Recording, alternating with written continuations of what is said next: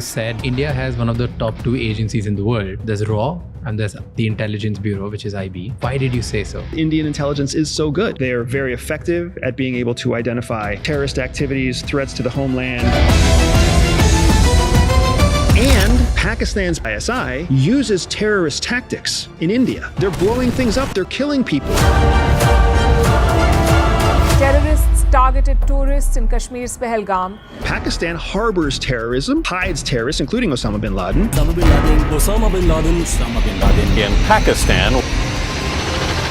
What's the advantage for America or CIA to continue supporting Pakistan? We have spies that can tell us about India. Why do you need intelligence against India at this point? Well, India's not going to tell us everything either. So how do we know when India's lying? How do we know when India's telling the truth? We need spies in India. Well, who's the best at getting spies in India? Pakistan. You're telling me that the United States of America and CIA, they fuel certain sparks between India and Pakistan to make sure that they keep fighting? The whole world does that. As long as your two countries are in conflict, your resources are being used against each other, so you can't grow. What do you think is the biggest strength of India right now? One of the biggest trends in India is education. The United States knows that we are heavily dependent on Indian talent in our tech industry. They can threaten to shut down visas all they want, but there is no country in the world that pumps out intelligent engineers like India. So India, as a government, they understand like, hey, the United States may make a big noise, but they need us. Intelligence services, who are the kind of people they spy on? Is people who have access to sensitive information. Even someone like you influence 13 million people on YouTube alone. 100% this episode is being watched by a human being at CIA, guaranteed. Hi. How was CIA under Obama versus how CIA under Trump? Barack Obama, he used CIA for covert action worldwide. He waged a war on terror. He hunted down bin Laden. The United States has conducted an operation that killed Osama bin Laden. But in 2016, with the election of Donald Trump for his first term, Donald Trump wins the presidency. The 45th president of the United States. He stopped giving them missions, he stopped giving them funding, he stopped using them, and he basically ruined every career inside CIA, not because he was a but because CIA didn't do what they were supposed to do, so the president punished them. So today, do you think is CIA weaker than how it used to be under President Obama? Yes, without a doubt. Did you see that picture? Putin, PM Modi, and Xi Jinping, all three of them together holding the hand. I mean, I probably saw. If these three countries come together and align, US is in trouble? The US is already in trouble with the alignment that those countries have had. What's the smartest thing which India has done over the years which you feel is really intelligent? It was so smart when India kept supporting Russia in the face of sanctions from the West. I'm entitled to have my own side. I'm entitled to weigh my own interests, make my own choices. What is the biggest threat to India? Well,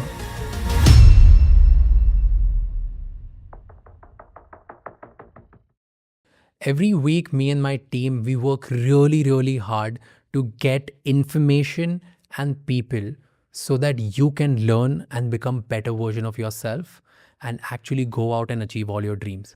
If you have found anything which is worthy and valuable from this episode, from this podcast, please hit that subscribe button because one subscribe helps us a lot. Thank you so much for helping us till now. In today's episode, we try to understand what is America doing to make sure that they stay powerful. They want us to keep fighting with our neighbors. They want us to just be another country who is not powerful and raising. Is all of this true or not? In today's episode, we'll find out with former CIA agent Andrew Bustamante, who has served in the CIA, the world's biggest intelligence agency. And he has worked on a lot of operations on how CIA makes and breaks countries and what is their real agenda. Please watch this episode till the end because it's one of the most important episodes from the lens of somebody who was in the rooms and in the agency which had all the access of the world and how the world functions. Make sure you watch this episode till the end and let me know in the comments what did you find the most interesting from this episode?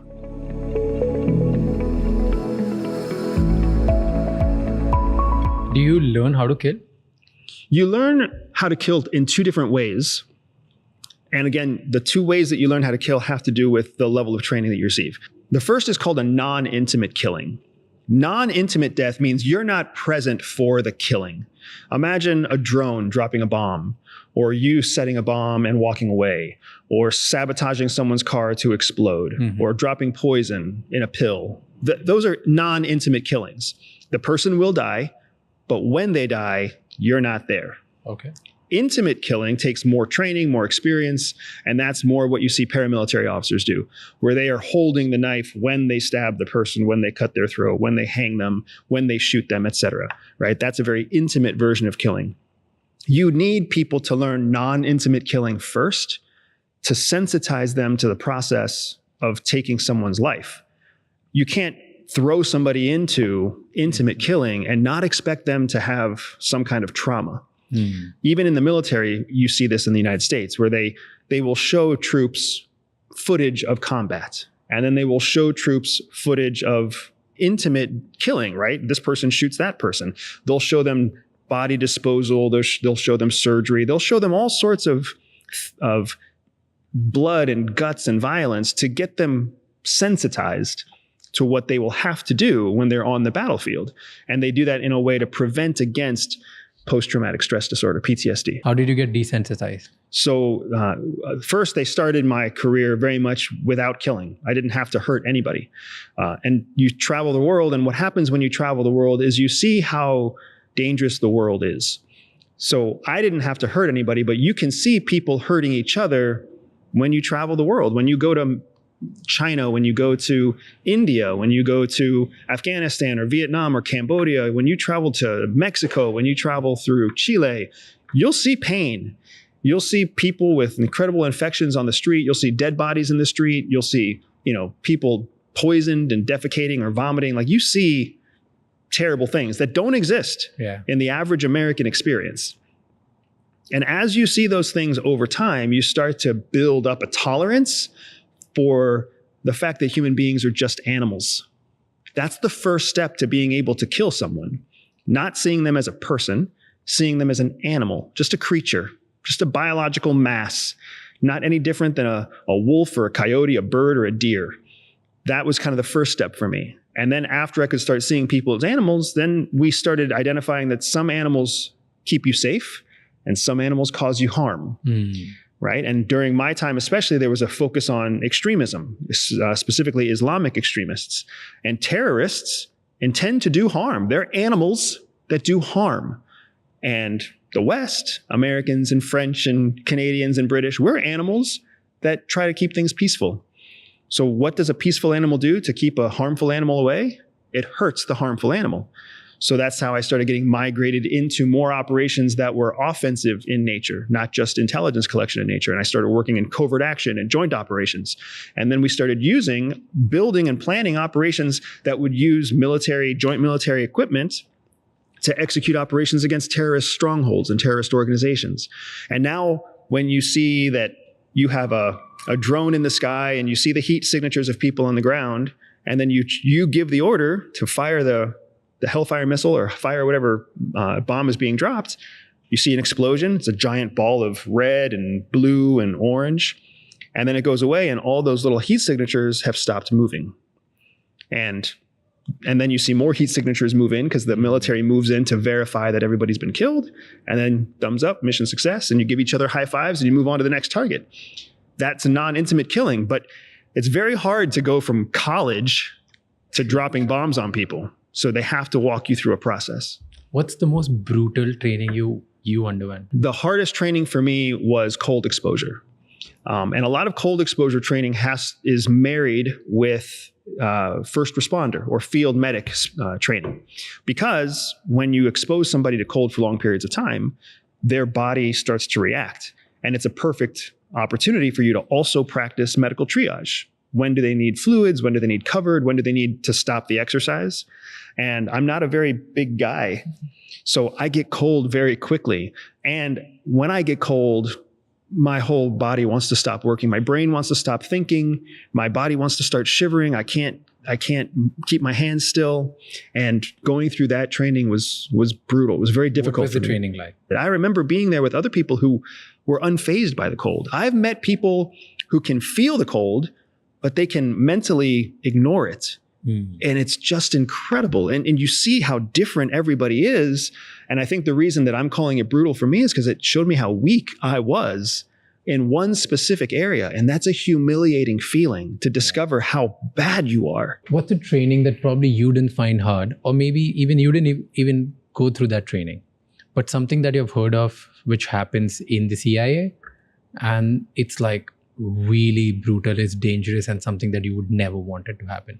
In professional intelligence, it's nothing like the movies. And when people try to tell you a story that sounds like the movies, it's a good chance that the story isn't real. Because they are always working, especially during training, they have to prevent against trauma.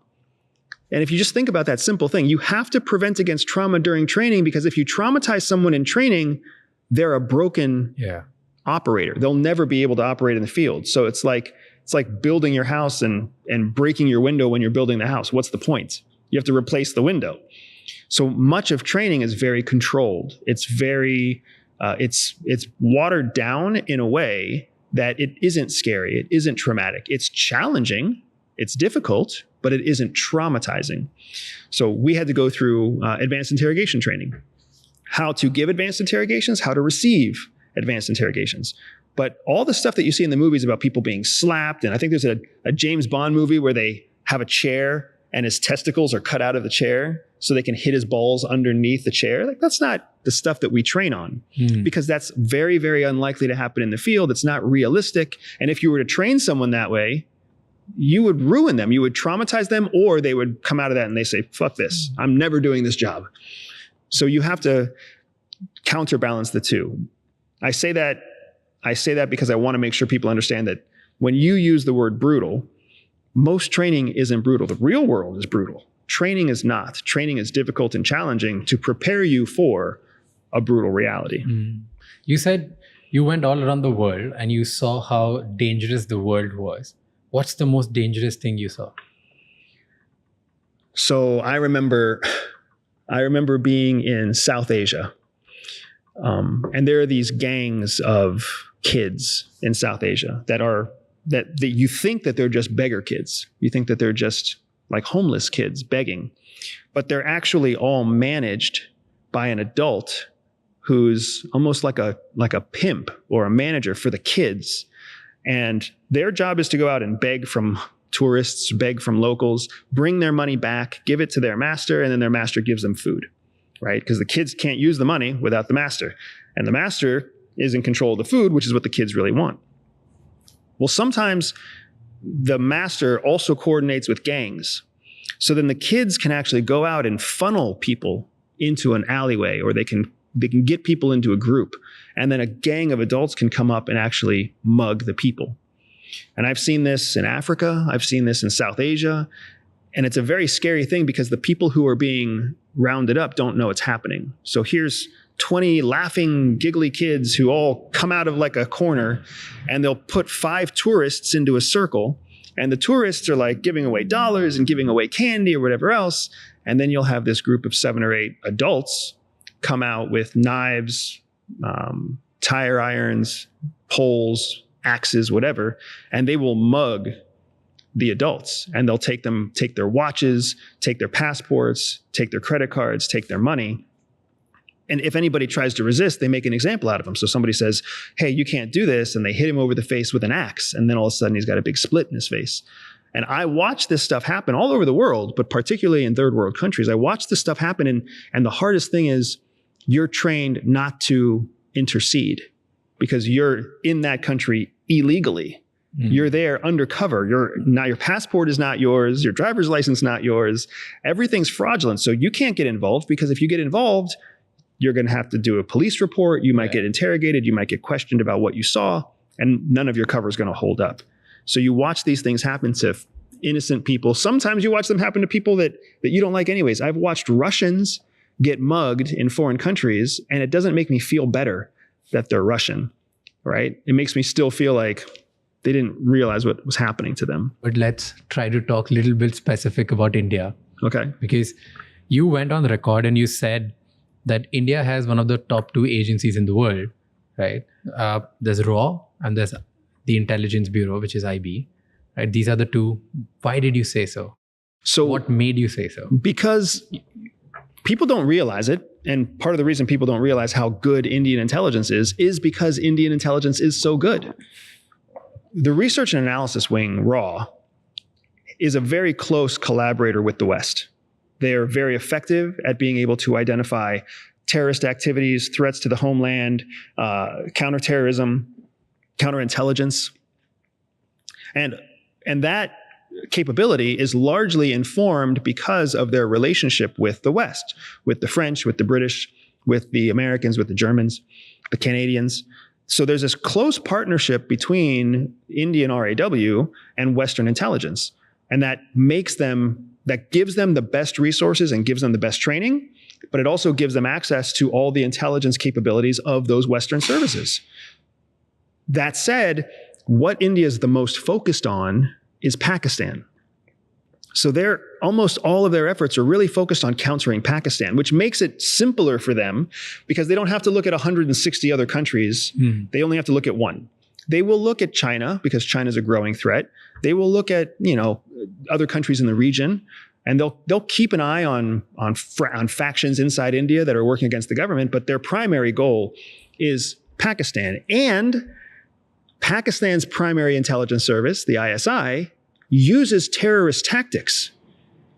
This is something that's so important that people don't understand. Pakistan's Federal Intelligence Service are using terrorist tactics in India.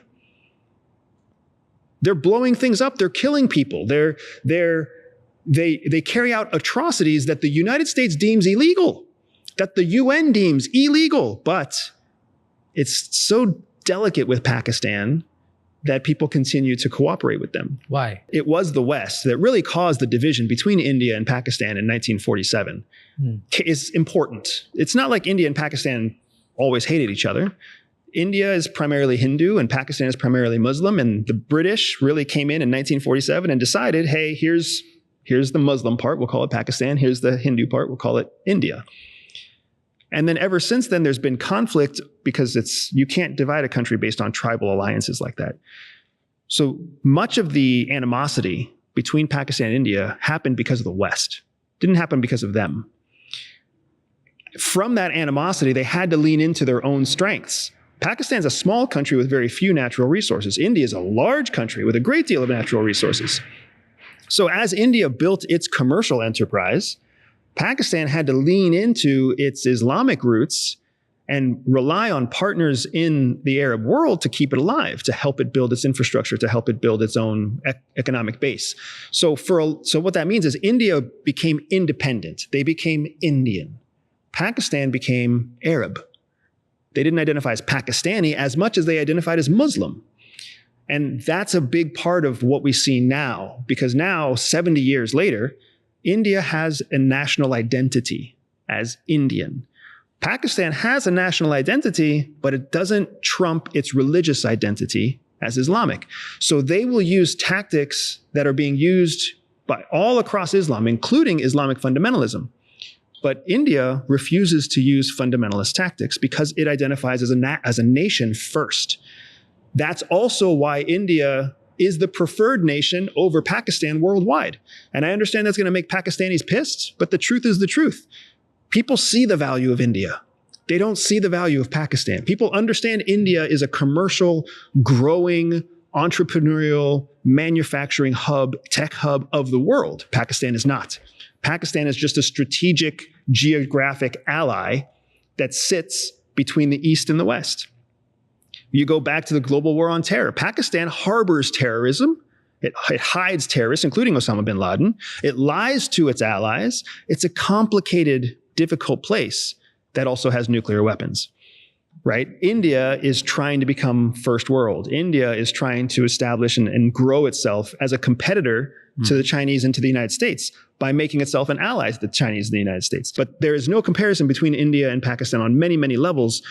But the reason that Pakistan turns to these terrorist tactics is because it's their advantage as in their Islamic community to use tactics and to lean into fundamentalist Islam and these shreds of terrorist cells that continue to exist. We'll come back to India, RAW, and intelligence agencies, but let's dive into Pakistan, ISI for a while.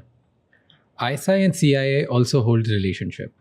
Now, you say you're aware of this whole thing that ISI is using terrorist tactics against India, against a lot of other places, which is problematic, which is illegal from the US standard, from the West standard, from the world humanity standards, right?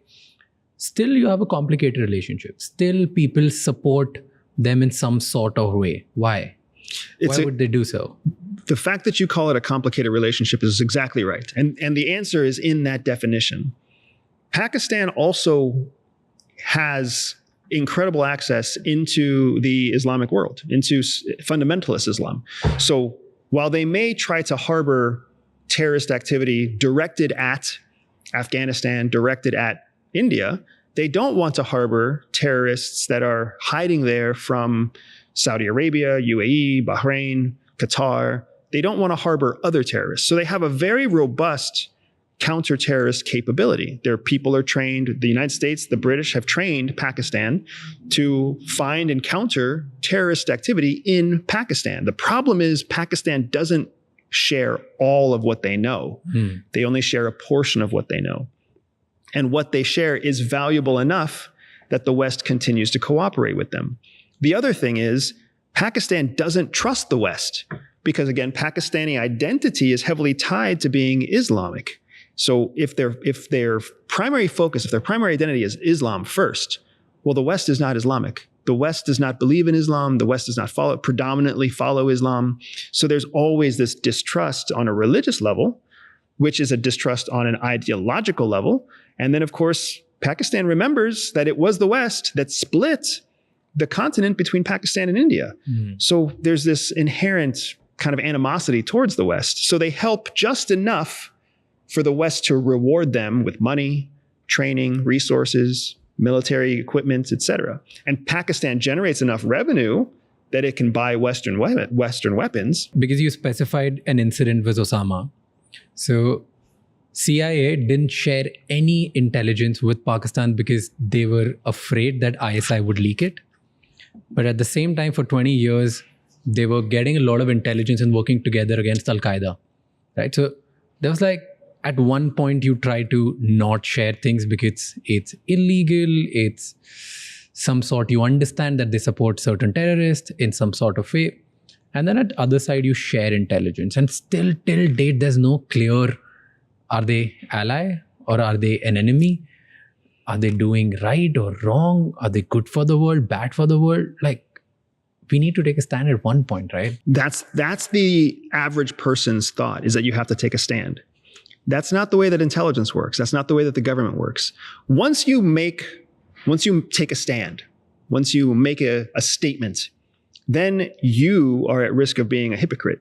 You are at risk of looking like you're going back on your word. That's why you see so many politicians who never really take a stand. They always move. They say, hey, new information came in, or they changed their mind, or there's something they didn't know about. You have to trust me on this, right? There's all these reasons that people don't take a stand, because when it comes to geopolitics, there's no benefit in taking a stand. For example, let's just say that we stood against Pakistan today. Well, what if a new president's elected? What if there's some sort of upheaval in the country? Do we still take a stand, or do we change our mind? Look at what just happened in Syria. For decades, people have seen Syria as a safe haven for terrorists, as a dangerous place, as an ally to Iran. And then there was a uprising, a new government took over, and people there was about a year and a half where people weren't really sure, should we support this new government or shouldn't we support this new government? And now we're seeing more support for the government, but only after we saw continued attacks. And the new government that we're supporting in Syria is backed by a former Al-Qaeda member, right? the world is a dynamic place, so you don't want to take a final stance. You want to do whatever's in your temporary best interest at any given time. So what's the advantage for America or CIA to continue supporting Pakistan? We have spies that can tell us about India. And why do you need to have that? Why do you need intelligence against India at this point? Because you guys, India and CIA is sort of an ally, they're partners. Very similar to Pakistan and the United States being similar and being partners and allies, right? The truth is, India is mature enough. India is smart enough to know that India has to take care of itself. So let's not beat around the bush. India is not trying to be a Western country. India is not trying to belong to a Western bloc. It's not trying to belong to a Western group. In fact, it's associated itself with an Eastern economic group called the BRICS, right? That involves China and Russia. So India is very independent. Well, India is not going to tell us everything either. So how do we know when India is lying? How do we know when India is telling the truth? How do we know when India is operating in the best interest of American interests and when it's working against us? We need spies in India. Well, who's the best at getting spies in India? Pakistan. That's the only reason? That's the main reason. The other thing is, India's increasing its cooperation with China, not in a military way, but in an economic way. So if we want to get to China, we can get there through India. There will be Chinese people in India. There will be Chinese technology that goes into India. There will be digital trails that travel between India and China. So the easiest way to get access to China might not be through China. It might be through India. So that's another reason why we want to have spies in India. We want to have relationships in India. And as much as it might be difficult to understand, as long as there's conflict between India and Pakistan, there will always be an interest from both sides to get help from the United States. Weapons, intelligence, tactics, training. So we don't want peace between India and Pakistan. If there was peace between India and Pakistan, nobody would need us. So the United States knows that. So the United States is happy to play on both sides to just keep enough friction that you don't turn into nuclear war, but you do continue to distrust each other. So you're telling me that the United States of America and CIA, they fuel certain sparks between India and Pakistan to make sure that they keep fighting? The whole world. Because it's in the interest of USA? The whole world does that. How do they do that?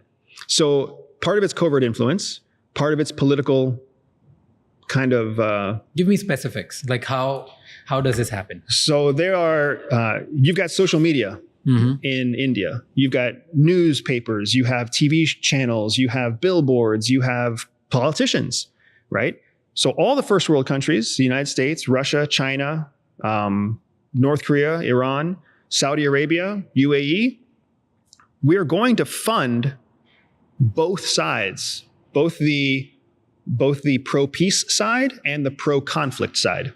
We'll pay for ads. We'll have cutouts. We'll have assets that continue to kind of keep the distrust alive, whether that's in magazines, whether that's stories on the internet, whether that's TV shows, whether that's production companies that fund TV shows, right? We can place screenwriters into the script writing department of television channels. We can hire journalists to write certain stories. We can create bots that post stuff on Facebook or post stuff on Instagram. Like the world is incredibly easy to shape with covert influence, especially when there's already an inherent distrust in the country. It doesn't take much to just validate somebody else's fear, right? You can just create an AI picture and just say, hey, here's Pakistanis hurting an Indian child. And the same picture with a different poster can say, hey, here's Indians hurting a Pakistani child. And that can just fuel enough conflict back and forth.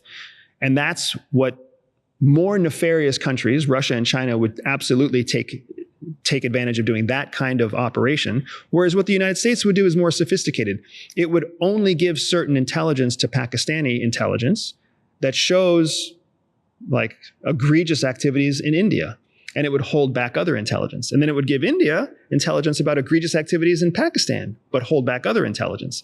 And the whole reason that we're doing that is just to continue this internal conflict between your two countries, because as long as your two countries are in conflict, your resources are being used against each other.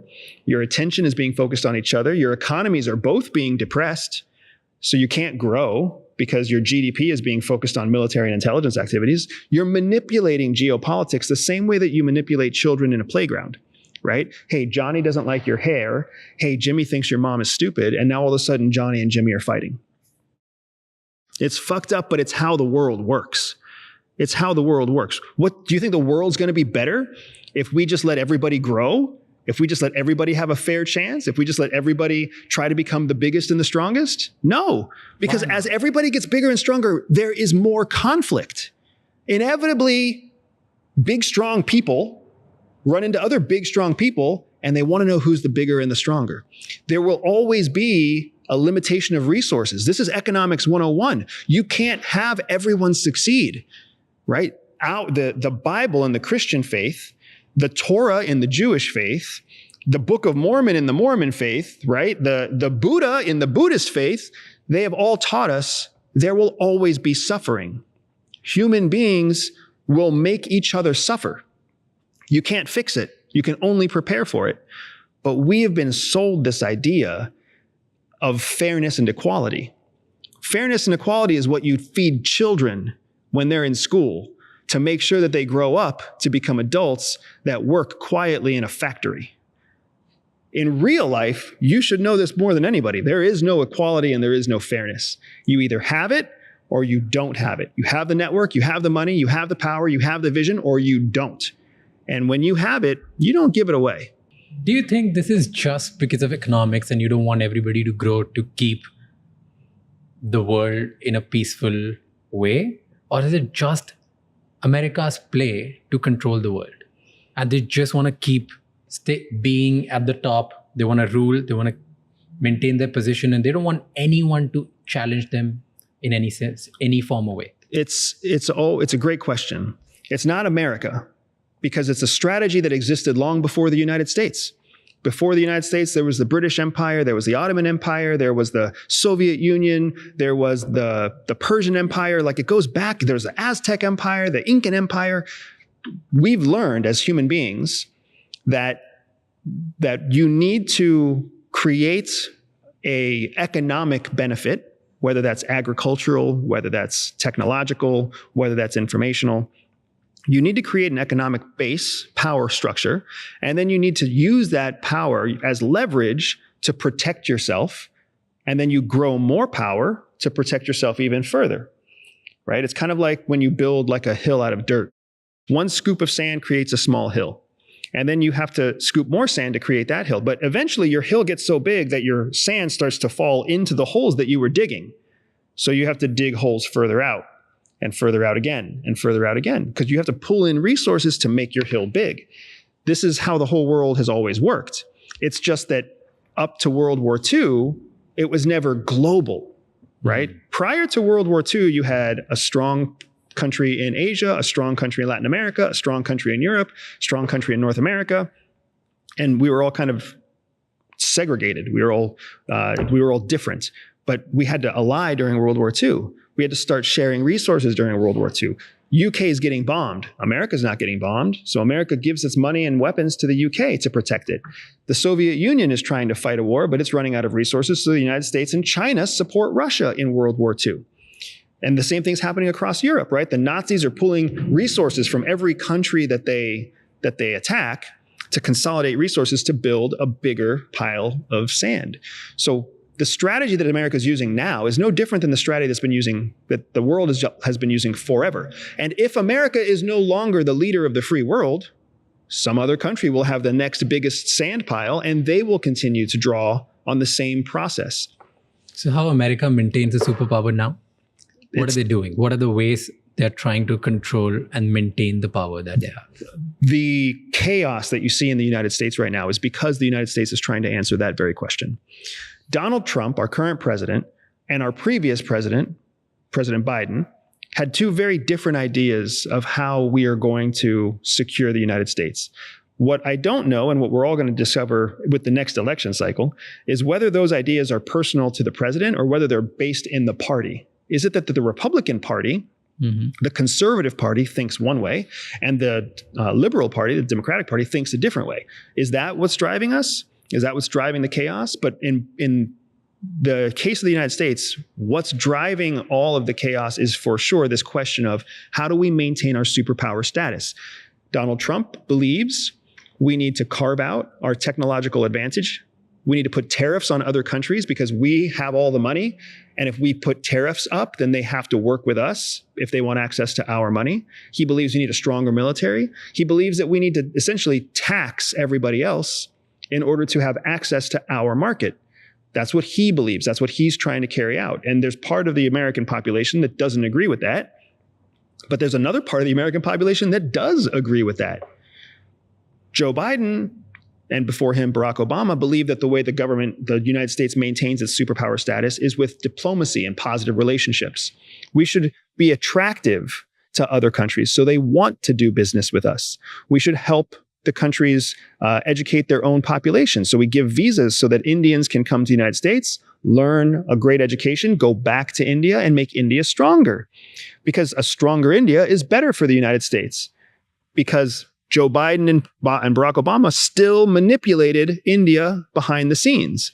They would still choose what intel got shared and what intel didn't get shared. They would still fuel the conflict between Pakistan and India.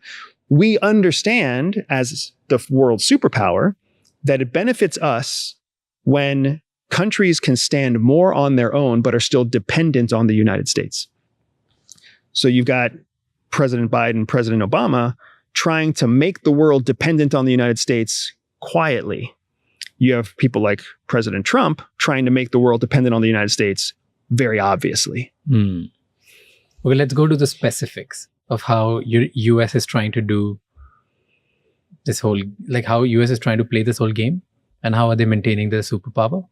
First, we divided into multiple parts. Let's say CIA as an operation, forming, controlling, making and breaking different governments around the world. That's one thing. Then 800 military stations all around the world covering the military power. That's one. Then data colonization by controlling the data of the world by what you said, covert operation, making sure that countries fight with each other. Then there's economic colonization in some way that you give people certain debt, money, control their economies or put sanctions and bunch of stuff. Let's go one by one. Yeah. Why do they do this? Okay. And what's the real reason behind it? It's, I love that you're going down this road because it's so interesting. And I'm happy to talk about why and how we do it because everybody will understand that other countries do it to each other also. It's just that for the United States, we're the easiest person or the easiest country to watch because we're the largest country. Also because you do it at scale, which is magnanimous. And the best place to start is to understand right now, there's only one global superpower. Only one. It's the United States. Everybody else is trying to rise up to the level of the United States. So that seems very unfair for every other country. Why does America have all the wealth? Why does America have all the freedom? Why does America have all of this information, right? It seems very unfair. But put yourself in the shoes of the American government. The American government knows it actually has no friends. There is no other country out there that will cover our back. Every other country in the world wants to see the United States diminished. Because the weaker the United States gets, the better everybody else gets. That's the way everybody wants it to be. Again, it's just like at work. Everybody hates the boss because the boss makes the most money, the boss has the most power. Well, in geopolitics, everybody hates the United States because the United States has the most power and has the most money. So we already know as a CIA, as an executive branch, as a legislative branch, as a political body, as a civilian population, we already know the whole world wants us to fail. If India becomes the next superpower, the whole world will want India to fail. If China becomes the next superpower, the whole world wants China to fail. Because when you're the biggest, most powerful, everybody's your enemy. So the reason CIA does all four of those things that you just talked about is because we know everybody else is against us. It just depends who is partnered with who, who's friends with who at what time, how much money they put into fighting us versus how much time they put into fighting some other threat. And because we're so wealthy and because we're so powerful, we can impact, we can influence. So the number one reason why we engage in all of that is because we have to protect what we call American primacy. One of the first things you're taught when you join CIA is American primacy. What is it? American primacy is the idea that as long as America comes first, the world is a better place. Why do you believe so? Because we are only looking through the lens of Americans. Another way to say it is, as long as America comes first, American lives are better. As soon as America doesn't come first, American lives will be reduced. Americans only speak one language by and large. As soon as we're not the world superpower, we're going to have to learn somebody else's language. We're going to have to depend on somebody else's economy. We're going to have less control over our own financial markets. Our currency is going to be dependent on somebody else's currency. So the US government, under no circumstances, wants that to happen.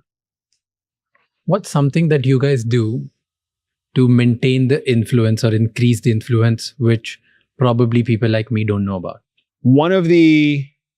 I think one of the biggest areas is understanding currency. I don't think people understand how currency really works. Currency is kind of like a stock for a company. Currency is kind of like rice or milk or bread. There's only a certain amount of it. And that certain amount is determined by how much has been created at that moment. Every country can create more currency. That's part of the problem that we're economically in right now. But let's just assume that there's only a fixed amount of currency.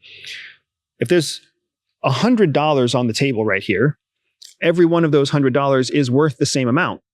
Well, if you reach out and pull 50 of those dollars off the table and you say, hey, these $50 are mine, nobody else can have them.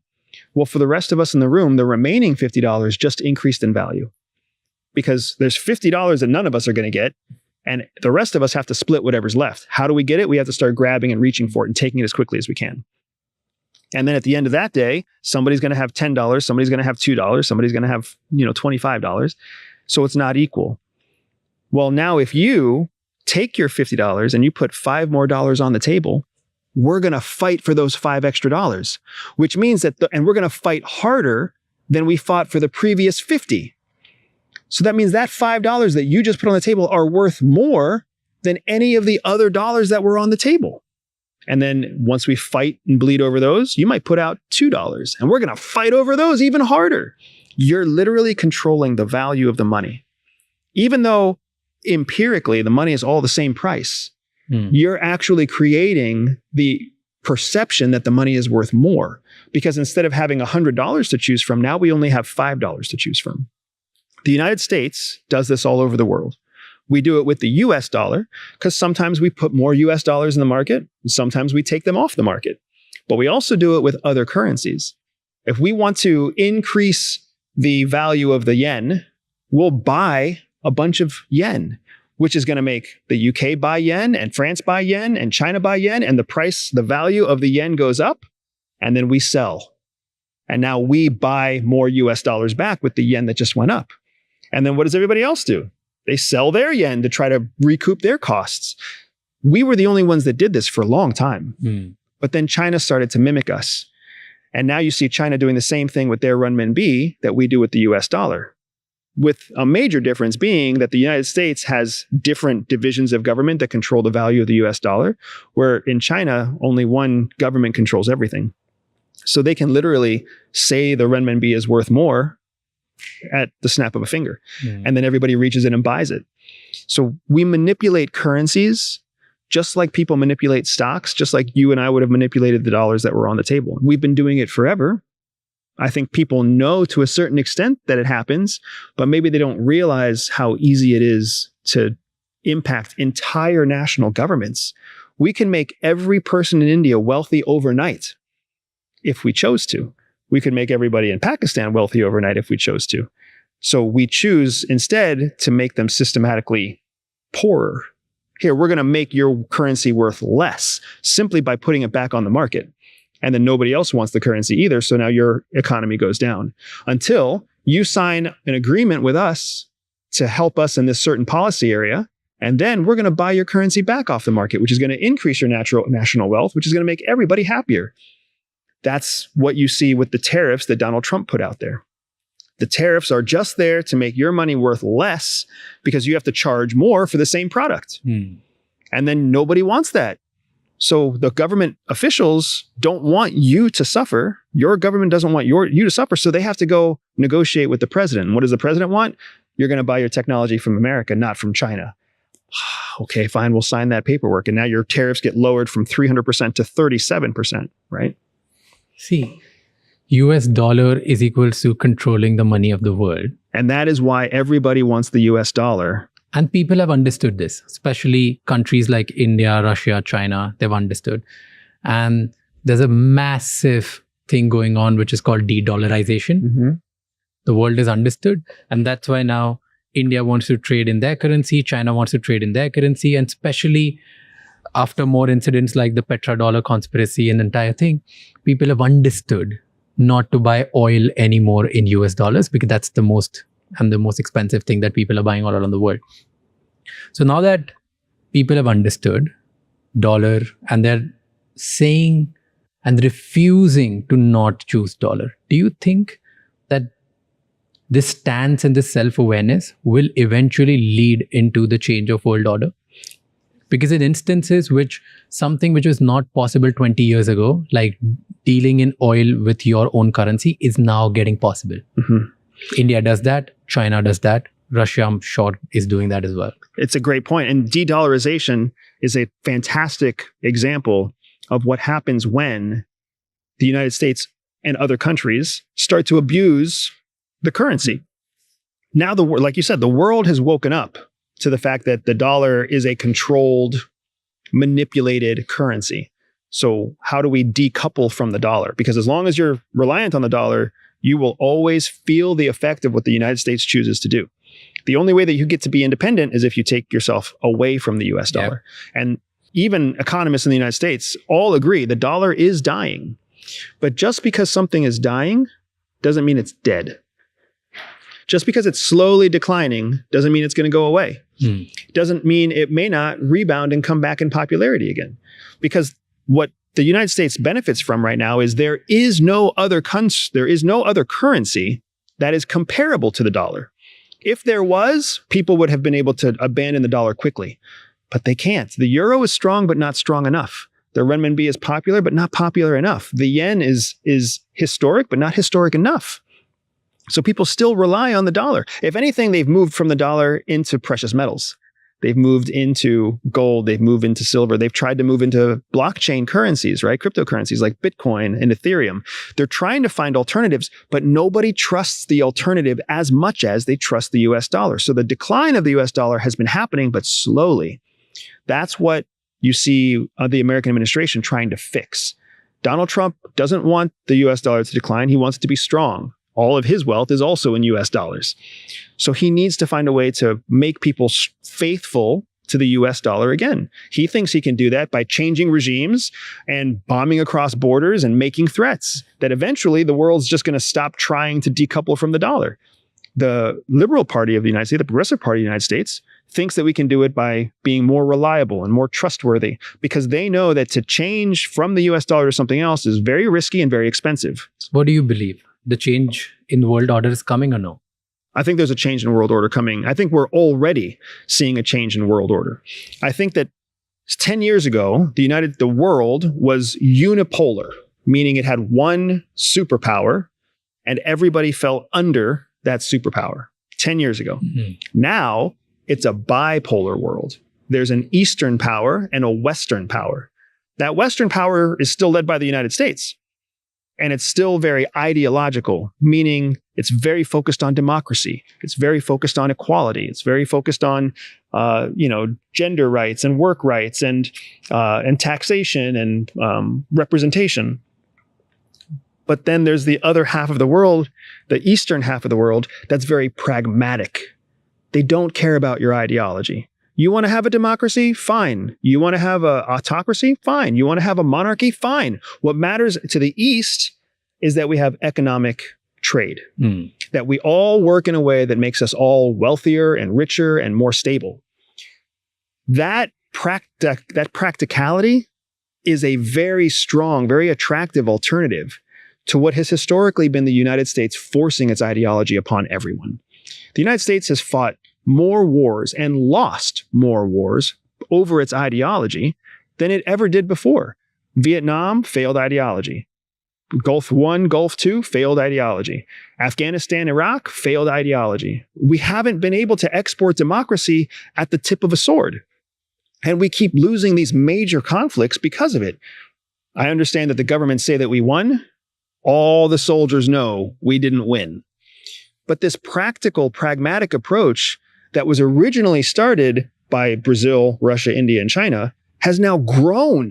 Now there's 13 members of the BRICS community. Many of them have always traditionally been allies to the United States, like Saudi Arabia. You've got these countries that are realizing we don't have to follow your ideology to be economically powerful. And that bipolar shift that's happened in the last 10 years is not slowing down. It's speeding up. Yeah. Right? The BRICS countries have greater value for their currency, meaning they can buy more from the grocery store than they ever did before. And the purchase price parity, the amount of groceries the US dollar will buy against the amount of groceries any of the BRICS currencies will buy, has very clearly been changing, where American dollars buy you less at the grocery store and the Indian currency buys you more at the grocery store. That's unignorable. And yet somehow the average American ignores it. Which country do you think has a fair shot of leading this new change which is going on in the world? So China, Russia, India, I think these are the three frontiers. I don't think there's absolutely. anyone else? Yeah. What I anticipate happening, so China's leading it. China is leading it through the lens of anti-Western sentiment. That's their ideology, essentially, right? Hey, the United States has been abusive. The United States has been manipulative. The United States has undermined you and they forced you to follow a certain ideology. We will help you get stronger, but you don't have to agree with us. You don't have to be communist. You don't have to use our currency. You don't have to agree with Xi Jinping. But we're an alternative, right?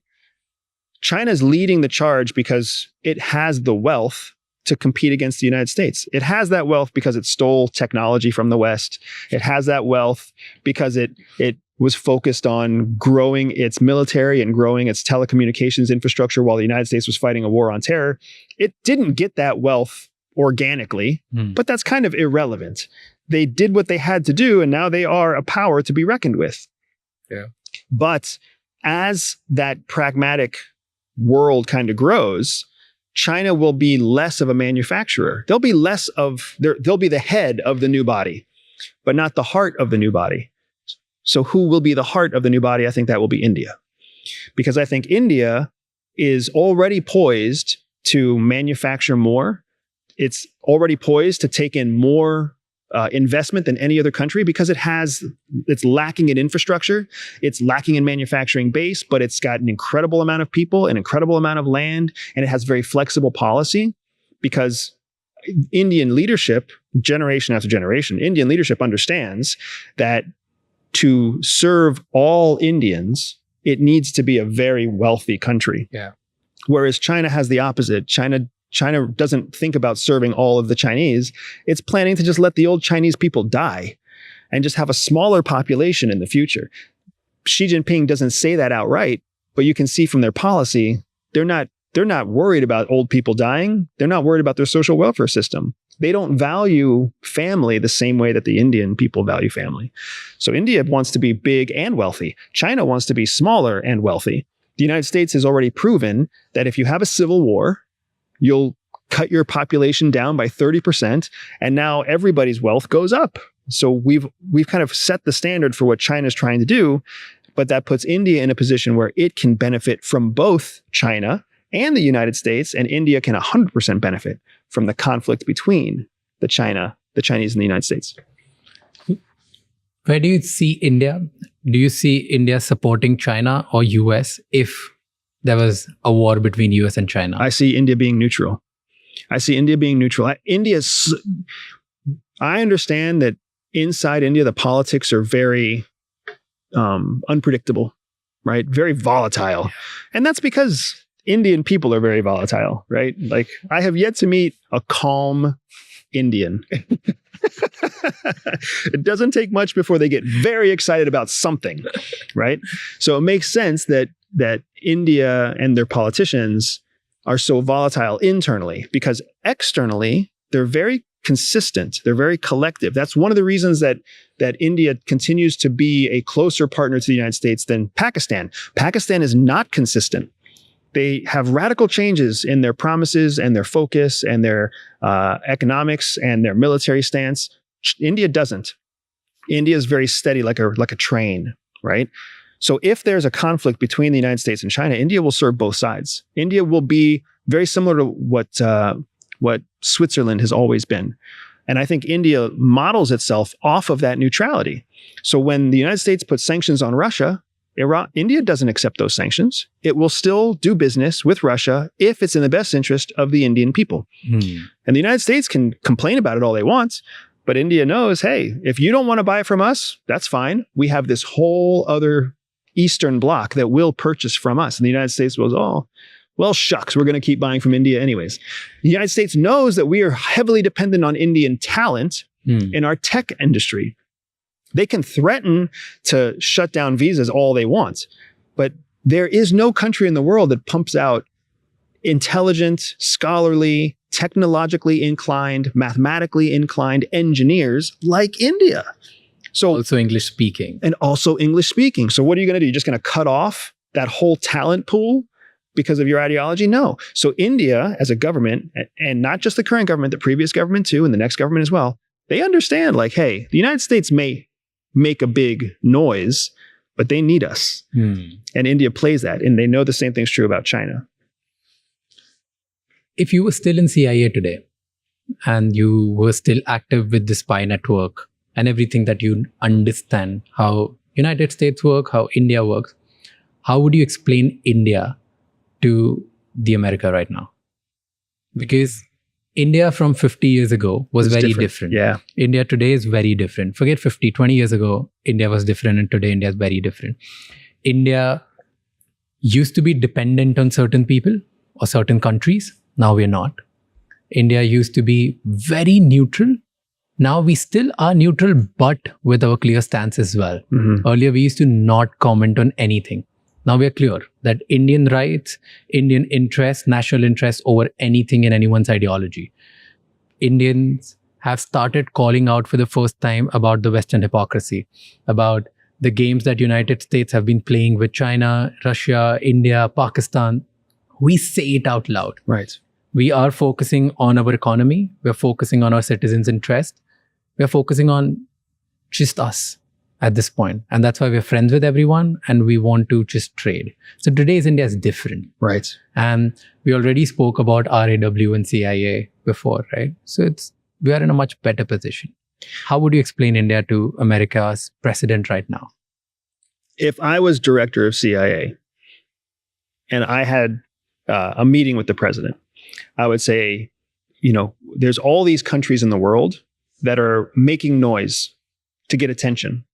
Russia's making noise, Ukraine's making noise, France is making noise, China's making noise, North Korea is making noise. All of the noise-making countries are not who we should be focused on. We need to focus on the quietest countries that yield the most power. And the top of that list is India. India is a quiet country. You don't create conflict. You don't argue just to argue. You are correct. You are more confident and more politically verbose than you've ever been, but only when asked. Yeah. You're not out there waving a flag and making noise just to make noise. You're not trying to get everybody to notice India. True. India is saying, we're focused on India. And when something else intersects with us, we stand our ground. And we'll make the headlines that day. But we don't make the headlines the next day. Whereas in the United States, we literally do whatever we can to make the headlines every day. So I would warn the US president, hey, if you think of a jungle, if the world is a jungle, India is the panther. It's deadly, but it's black. It hides in the night. If you don't look for its eyes, you won't even know it's there. And it doesn't hunt everything, but it hunts when it needs to hunt. And if you're going to hunt the panther, you need to be ready for a fight, right? That's very different than China, which is like the rhinoceros, right? It's very different than Canada, which is like the hippo. There's all these, North Korea is the snake, right? You got all these countries that kind of represent these different categories in the jungle, but there's only one that has the teeth and the claws to do real damage, but it selects when it fights. And that is India. Interesting way to describe India. What do you think is the biggest strength of India right now? And what's the biggest weakness? Two great questions. So I think one of the biggest trends in India is education. I think India understands that it has a large population that it has to educate, and it's constantly trying to find ways to expand that education through food programs, through social programs, government programs. I mean, there are so many children that are so far in rural India that are so underserved that the government understands that a big part of what makes them successful is they can take very successful Indians out of India just for 4 years for university, 2 years for a job, 3 years on a visa. And then they come back and they bring all that knowledge back to India. Because one thing I will say is fascinating about Indians. They are Indian first, right? Even if they are, what do you call them, ABCDs? American born confused desis. Yes. Even if they're American born Indians, yeah. They're still Indian first. Yeah. Right? And that cultural identity is very powerful. And I think the government of India understands that that cultural identity is going to continue to mean that all of your successful Indians bring that success back to India. You yourself are successful worldwide. You bring that success back to India, right? You bring that reputation, you bring that wealth, you bring the currency, the tax base, you bring the business, whatever, you bring it back to India. So India is correct to be thinking that education is important. Educate more Indians, find more talent, create more talent that can go out in the world and come back and be successful again. I think one of the weaknesses in India is that they are still trying to replace existing processes. They're trying to step in and be the new manufacturing base. But wealth doesn't come from manufacturing. Wealth comes from creating high tech, high ticket price, high value solutions. The United States created their empire following World War II by being the epicenter for technological development. The reason China stole so much from the West was because China knew that if they were ever going to stop being the world's manufacturing base and all the pollution and the water structure and the infrastructure challenges that come with being a manufacturing base, if they were going to get past that, they had to focus on technology. So they focused on telecom, and they focused on electric vehicles, and they focused on internet and AI and robotics. Well, India is now seeing an opportunity to become the new manufacturer, but that's not going to be what makes them very wealthy. That's not going to be what makes them truly independent. India has an opportunity to essentially create another competitor to China, because India has the kind of relationships with the United States where the United States will gladly give intellectual property to India that they would never give to the Chinese, right? They would give India the opportunity to create semiconductors so that we wouldn't have to be so dependent on Taiwan. They would give India the opportunity to manufacture fighter weapons, tanks, airplanes, trucks, avionics, drones. We would give that to India. These are technologies that come at a very high price versus trinkets, toys, clothes that come at a very low price, right? China grew on trinkets and clothes.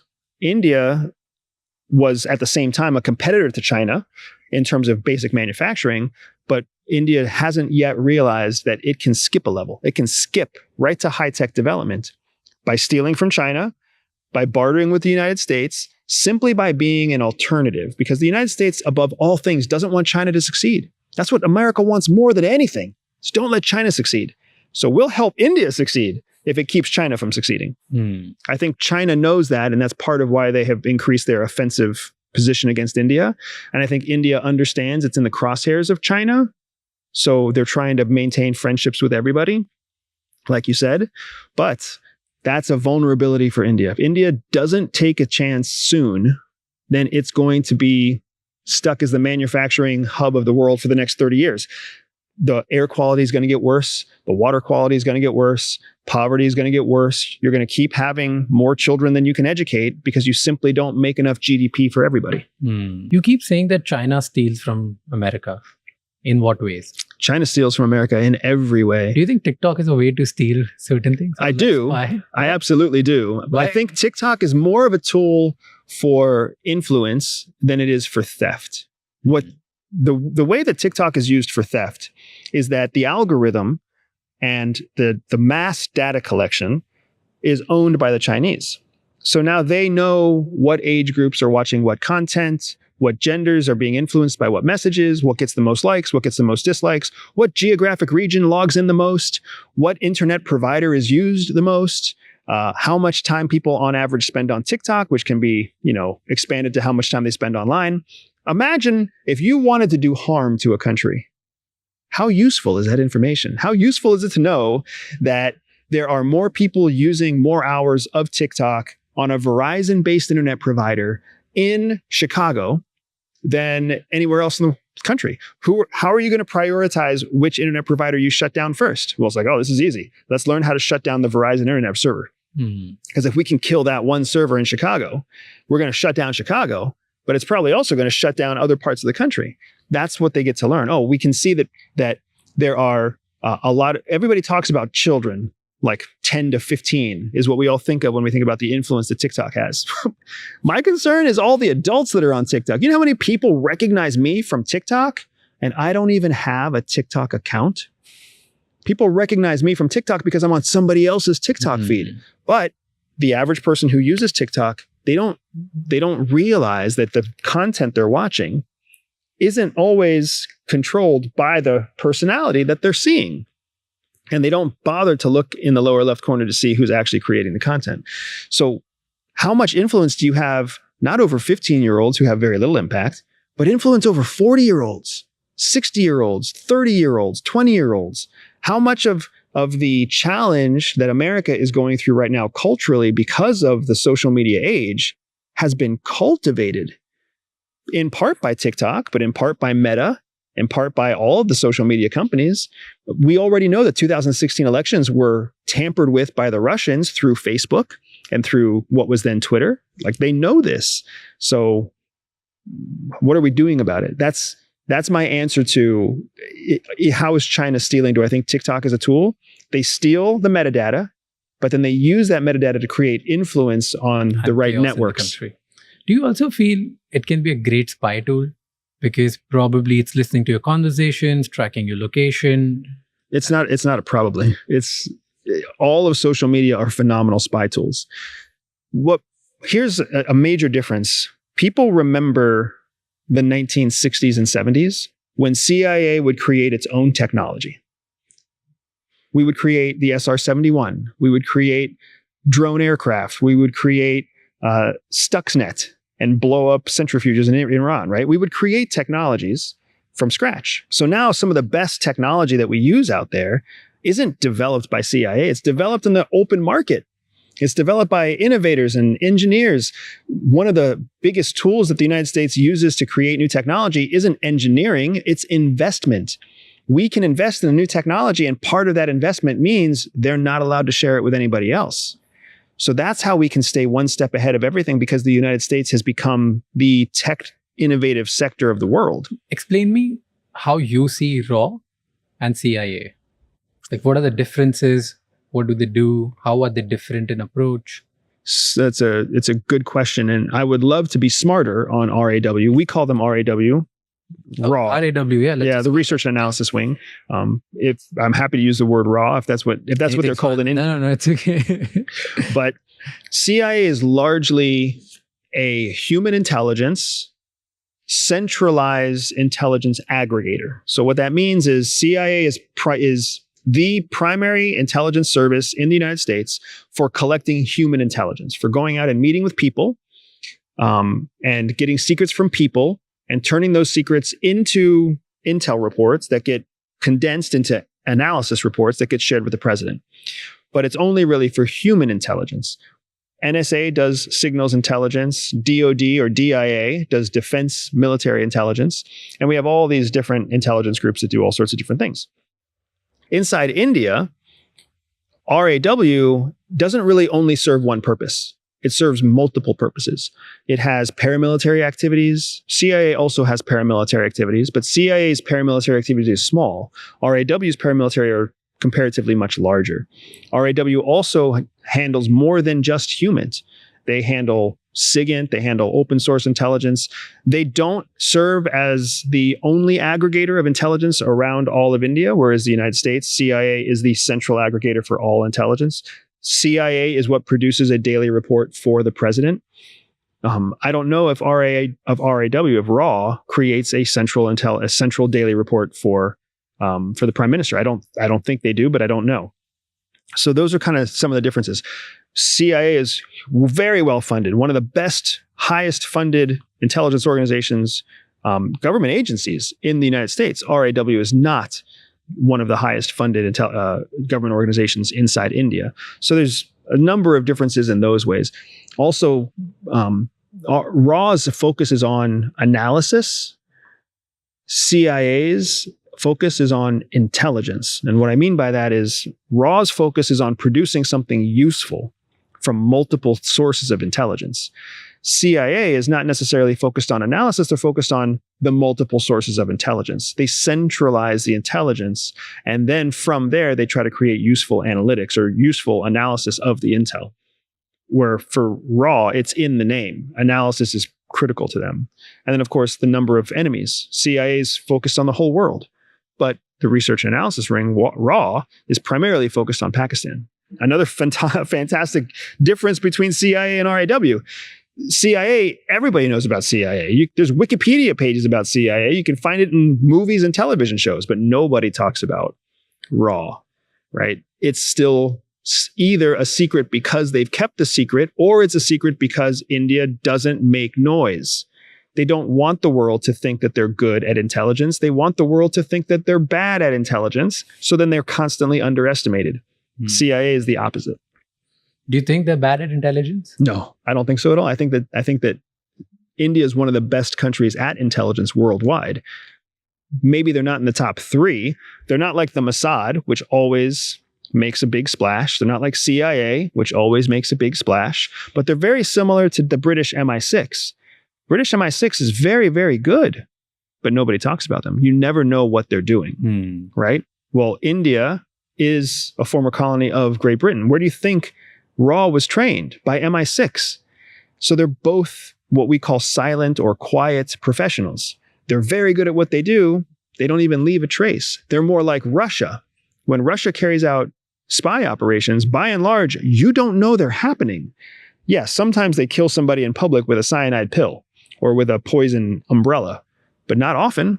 How many times does the SVR, the Russian intelligence service, how many times does SVR make the newspaper? Almost never.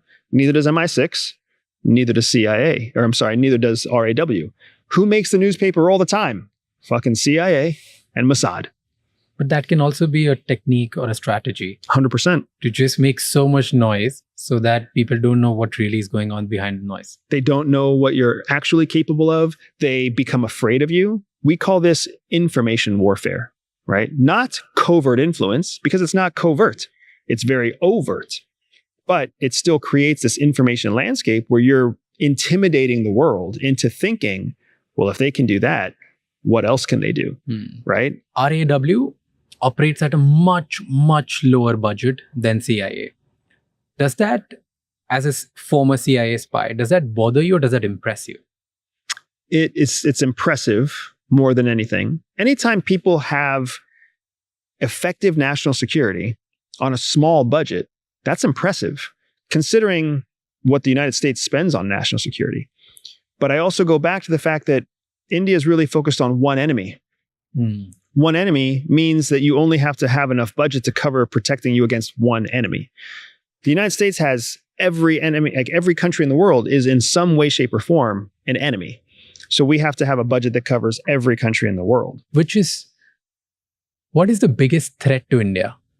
Pakistan, without a doubt. Apart from Pakistan, what is some threat that we are not aware of? I would imagine some level of intelligence. No, yeah. So I think the biggest threat to India is similar to the threat to the United States. China strategically wants to keep India minimized. Just like China strategically wants the United States to be on decline.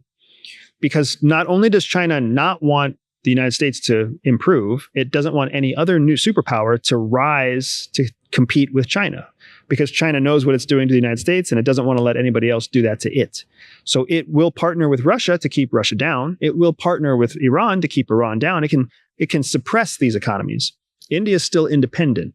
So it's figuring out what to do with India, which is why almost every quarter, the relationship between China and India changes. Because China will overstep and show that it's trying to suppress India, and India will take back its claim and China will back off. And you have this very contentious relationship between the Chinese and the Indians. But that's not a threat that you're not aware of. I would say it's a threat that can be very difficult to identify because it's multifaceted. It has to do with your military and their military, your economy and their economy, your technology and their technology.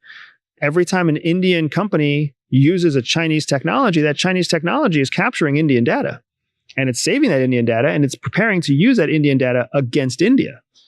The United States isn't that different, which is why India should be investing in its own organic, its own native infrastructure. Have you heard about Snatch 400? No.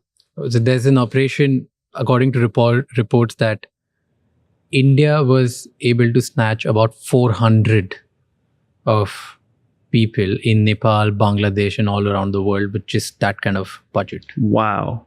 So snatch meaning render, like capture? In just one decade, they were able to identify these people who are like national enemies, who have done different kind of terrorist activities. They've been able to either bring them back to a country from Nepal, Bangladesh, Colombo, or they've been able to terminate them, destroy them, neutralize them. We like neutralize more than terminate or destroy. Or kill them in some form or extradite them illegally somehow.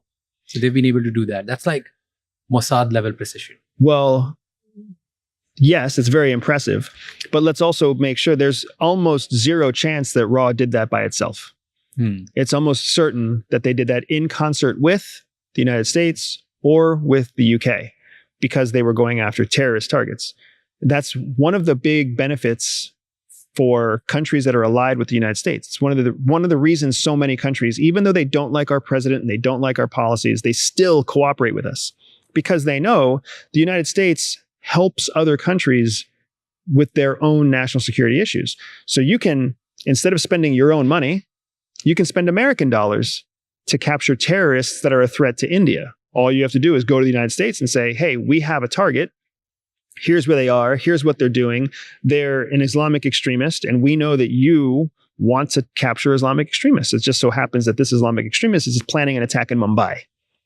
Well, now you get the benefit of still neutralizing the terrorist. The United States gets the benefit of capturing another terrorist, and you don't have to spend as much money or as many resources because the United States will come in and provide Navy SEALs, airplanes, helicopters, planning, satellite imagery, intelligence, infill plans, exfil plans, night vision goggles, everything. They'll pay for it all to take down the terrorist, even though the terrorist was planning an attack in India. So that's smarter. Very smart. Yeah. Make Americans pay for the stuff that we want to get done. Okay. So CIA and RAW works together on a lot of different missions, right?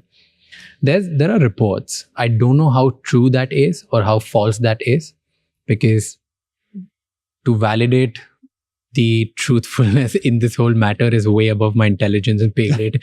So I'm just going to ask you, do you know about it or do you think it's true? So I'm going to read it as it is because I don't want to get it wrong. So it's like, in 2004, there was a guy named Rabinder Singh, a RAW joint secretary, defected to the United States with classified files. He's reportedly living in New Jersey now with CIA asylum. So now the question is, when a CIA asset defects from a partner intelligence service with classified files, what does that do to the relationship between two countries? It's very difficult. It creates an incredible amount of tension. That said, what you just read is by no means impossible. I wouldn't even say it's unlikely, because the relationship between the United States and India is strong, but it's not close, right? The United States knows that India is going to do its own thing. It helps with China, it helps with Russia, it skirts sanctions. So it's not like they're so close to India like they're so close to, say, Germany. And it is absolutely a standard kind of intelligence operation to have one country have an individual defect with classified information that they bring to another country, and then they basically trade asylum for their classified information. So all of that makes sense. And if the information is important enough, the United States would say, you can stay here. If the information wasn't that important, they would send them right back to India, because it's about the information. Is the information worth the geopolitical blowback of pissing off India? Or is the information silly and we don't want the geopolitical blowback, so we're going to send it back? So everything that you just laid out made sense according to that standard process. What I don't know, what I'd be very curious about, is what intel that officer gave. What do you think? What would be so valuable that you would give them asylum? I wonder if it's 2004. I wonder if it had something to do with Osama bin Laden. If RAW knew something about Pakistan granting asylum or granting terrorist safe haven that RAW wasn't telling CIA, and then this person defected and told CIA that, because that would be juicy enough to piss off India. It could also have to do with Indian weapons development, Indian nuclear development. That's another secret that India would never tell the United States, but a RAW officer might know. It could have to do with Pakistani nuclear development. If Pakistan's close to having or weaponizing or generating a new nuclear weapon, India might not want to share that. India might not want to share that because they don't want the Pakistanis to know that they have a spy in Pakistan. Well, that would be information that the United States would be willing to create a geopolitical divide over. Do you think it's possible? This whole thing? The whole thing's very possible. I'm trying to say, I don't think it's not even low probability. It's very possible and it's very probable. And it's crazy what these guys do. Well, don't forget too, I believe it was India that was recently accused of killing a high value target in Canada. Yeah. Not that long ago.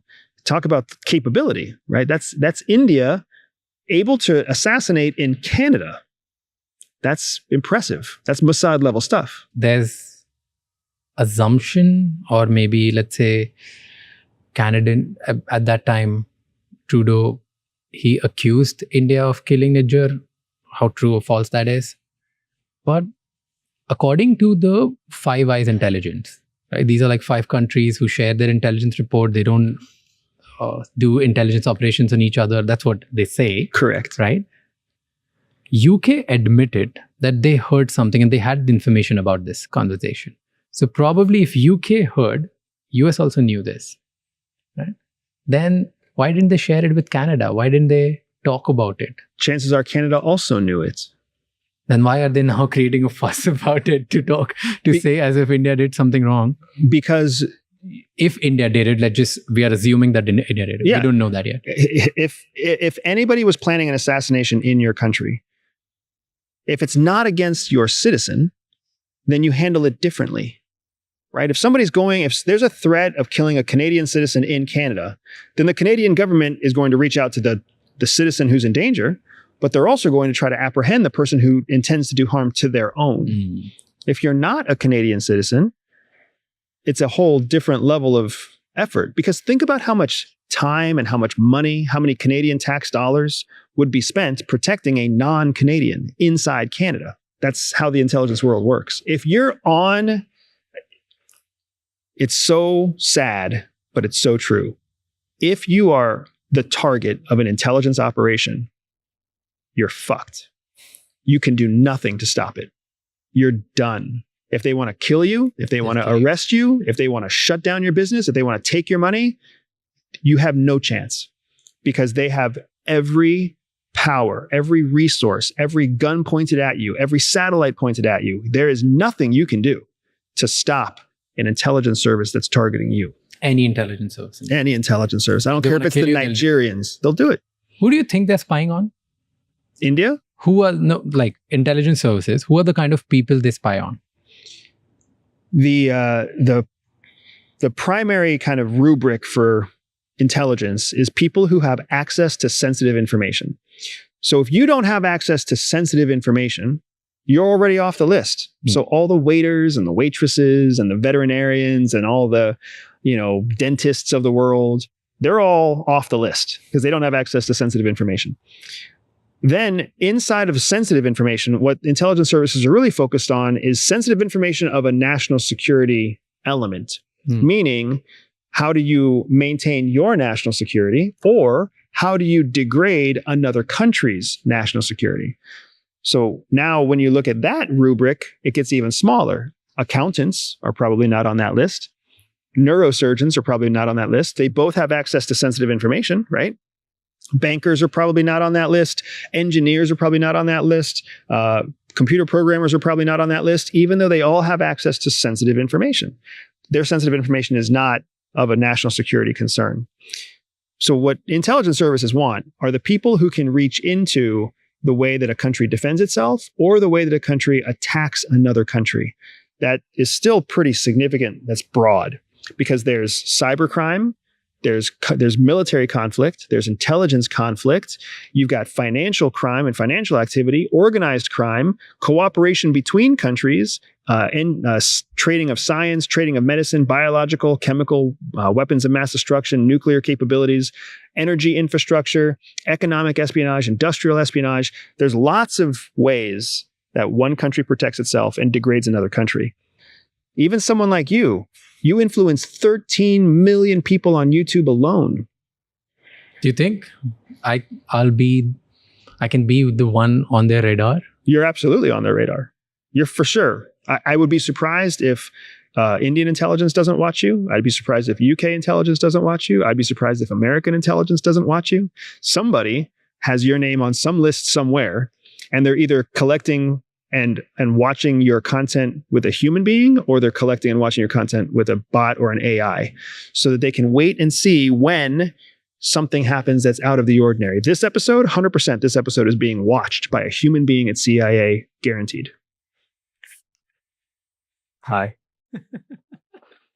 And what are they going to get out of it? Hopefully nothing. But they're probably watching it to make sure that I don't expose too many secrets. They want to make sure that I don't cross the line, especially because you are not an American citizen. They don't want me sharing outside of my briefing, outside of what I'm allowed to share with a non-American. How do they know that you've not shared something with me offline? Well, that's because they also Trust you. Well, they don't trust me. They know that there's a legal obligation. But they would never know. No, they would know. So, like if you shared something with me offline, when the cameras are off, how would they ever get to know? They'll never. Don't ever think that an intelligence service can't know. I just went through this with you. If an intelligence service wants something, they'll get it. They'll get it. My cell phone is sitting right over there. Where's your cell phone sitting? It's off somewhere. That means there's a satellite right now that can place your cell phone and my cell phone within the same geographic footprint. And we have both accepted software on our cell phone, probably from Facebook or from Instagram or from Twitter, that lets them put that software on there. So now your phone, my phone, his phone, her phone, all of them are geographically in the same place. And if they can all be geographically in the same place, they can be hacked into any one of these phone numbers. And as the phone numbers are hacked into, they can turn on the microphone in any one of those phones. They can pull the contacts list. They can pull the recent messages. They can pull the history. They can pull up anything that's on the buffer system between uploads. So all of that, if they wanted it, could be pulled. Maybe not in a moment, but they could pull it all. And then they could track where your cell phone goes after today and where my cell phone goes after today, and his cell phone and his cell phone and her cell phone. So even though we might all go in 10 different directions, they can track us all. So now if there's an email, if there's a recording, if there's a picture, if there's a snippet, if you ask him a question, hey, remember when Andrew said that thing about Pakistan? That might be all it takes for them to be like, oh, we know that they had some conversation off camera or off screen. And that's assuming that they don't put in a warrant to pull all of your footage before you edit it, because it's being recorded on American soil using American power coming out of that American outlet right there. So they could pull all of it with a warrant, right? They could also just pull you aside at secondary and say, Raj, what did Andy say? We're not letting you go back to Indiana until you tell us, or back to India until you tell us what he said. Thanks for scaring me. It's not as hard as people think.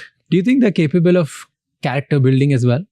Meaning building a false character? Yeah, building someone in my life, planting it so that they just want to have, I don't know, there are different ways. That's what human intelligence is. Yeah, like building friends in my life, building mentors in my life, sex espionage.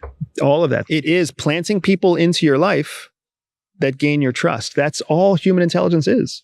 CIA doesn't use sex espionage, not like China does or Russia does or North Korea does. But the United States will absolutely leverage other avenues of human intelligence. They'll create business opportunities. They'll create shared networks. They'll have somebody who is a friend of yours already introduce them because the friend doesn't know that they're CIA. Anything that you can do to gain access to a person, they'll reach out to you on LinkedIn. They'll meet you at your favorite coffee shop. They'll follow you from home and go to your favorite massage parlor, whatever it is. If they want you, they'll find a way to connect with you. Now, just because they connect with you in person doesn't mean that you're going to like talking to them. Doesn't mean that you're going to know they're CIA. Doesn't mean they're going to win. It just means that they were able to start the conversation. But then it's the skill of the officer that makes it so that you feel like you want to talk to them again, talk to them more, travel with them, be friends with them, share secrets with them. That's all based on the officer. How was CIA under Obama versus how CIA under Trump? Totally different. What are the differences? Totally different. CIA under Barack Obama was working the way it was always built to work, meaning the president is the head of the executive branch. CIA is under the executive branch. Remember, the US government has three branches. The legislative branch, which is all of our representatives, our congresspeople, the House, the Senate, etc. The executive branch, which is the president and the White House, and then everybody who directly reports to the president, like Department of Defense, like CIA. And then you have the judicial branch, which is everything that has to do with the law of the land. So the FBI is part of the judicial branch. The juries, or the judges, our judicial system, all of that falls under the judicial branch of government. CIA falls under the executive branch of government, which means the executive, the president, does whatever they want to do with CIA. That's how it was built. So under President Obama, the CIA did whatever President Obama wanted him to do. And President Obama was one of the most lethal presidents in history. He used CIA for covert action worldwide. He waged a war on terror. He hunted down bin Laden. That was exactly how CIA was built to be used by a president. But in 2016, with the election of Donald Trump for his first term, CIA turned against their president. Why? They started saying that he was guilty of Russian collusion. There were senior leaders who were signing petitions against the president. Like CIA, whether they were right or wrong about Donald Trump is irrelevant. The point is, they were never supposed to have an opinion about the president. So when they worked against their president, Donald Trump just shut down CIA. He stopped giving them missions. He stopped giving them funding. He stopped using them. And he basically ruined every career inside CIA, not because he was, but because CIA didn't do what they were supposed to do. So the president punished them. And he was like, I'm not going to use you. So for 4 years, all CIA did was lose people. People were quitting, they were resigning, they were being fired, they were retiring early because they had no job anymore. They had no meaningful work. The president wasn't asking them for intelligence. He was buying his intelligence from private intelligence networks. He was collaborating with his international peers, the countries that he still trusted, but he wasn't using CIA. So then when Donald Trump left office in 2020 and Biden came back in, Biden tried to re-engage CIA the same way that Obama had. But Biden's administrative policies were focused on COVID and domestic issues. So he started hiring people back into CIA, but he was hiring them based on their gender identity and whether or not they were gay or straight. He wasn't hiring people back into CIA who were there for the mission. He was hiring people into CIA who were there because they were in line with the domestic policies he was trying to promote. And that only lasted 4 years before Donald Trump took over again. And then you had all these people in government who had only been 2 or 3 years at CIA, and now they have another 4 years under Donald Trump, and they all left again. But this time, Donald Trump got very, very smart with CIA. He didn't give CIA a chance to make their own decision. He appointed Director Ratcliffe in charge of CIA. He appointed a DNI who he already knew was going to be in line with his policies. So now he stacked the deck so that every leadership position in the entire stack of CIA understands that they have to take their orders from Donald Trump. But today, do you think is CIA weaker than how it used to be under President Obama? Yes, without a doubt. CIA will tell you it's weaker than how it used to be under President Obama. At the very least, the amount of talent that has left has weakened it. Second to the amount of talent, the trust that the executive branch has is not in CIA. CIA is supposed to be an agency of last resort, meaning everybody else has tried, and when they all fail, it goes to CIA. So how do you know who to trust? How do you know what intelligence is real? I was talking to a peer recently who estimated that CIA, the amount of information in the PDB that's coming from CIA is less than 40%. That more than 60% of the intelligence that's being shared in the PDB is actually coming from other countries that have partnered with the United States. That's crazy. That means the president is being briefed and the intelligence infrastructure of the United States doesn't even know if it's real. They just know that it's what they were told by RAW or ISI or the Nigerians or the Filipinos or the Australians. It's not even ours. These are the signs that you get weaker. These are the signs that you get weaker. It's why it's a very real thing. We've been talking about it however long we've been talking, Raj. The United States is not growing. It's not increasing in size and scale and power. It's on a decline that it's trying to fix. But the problem is the whole world knows we're on the decline. And guess how much the world wants to help us get better? 0. Bingo. You've said that Mossad, they're reckless.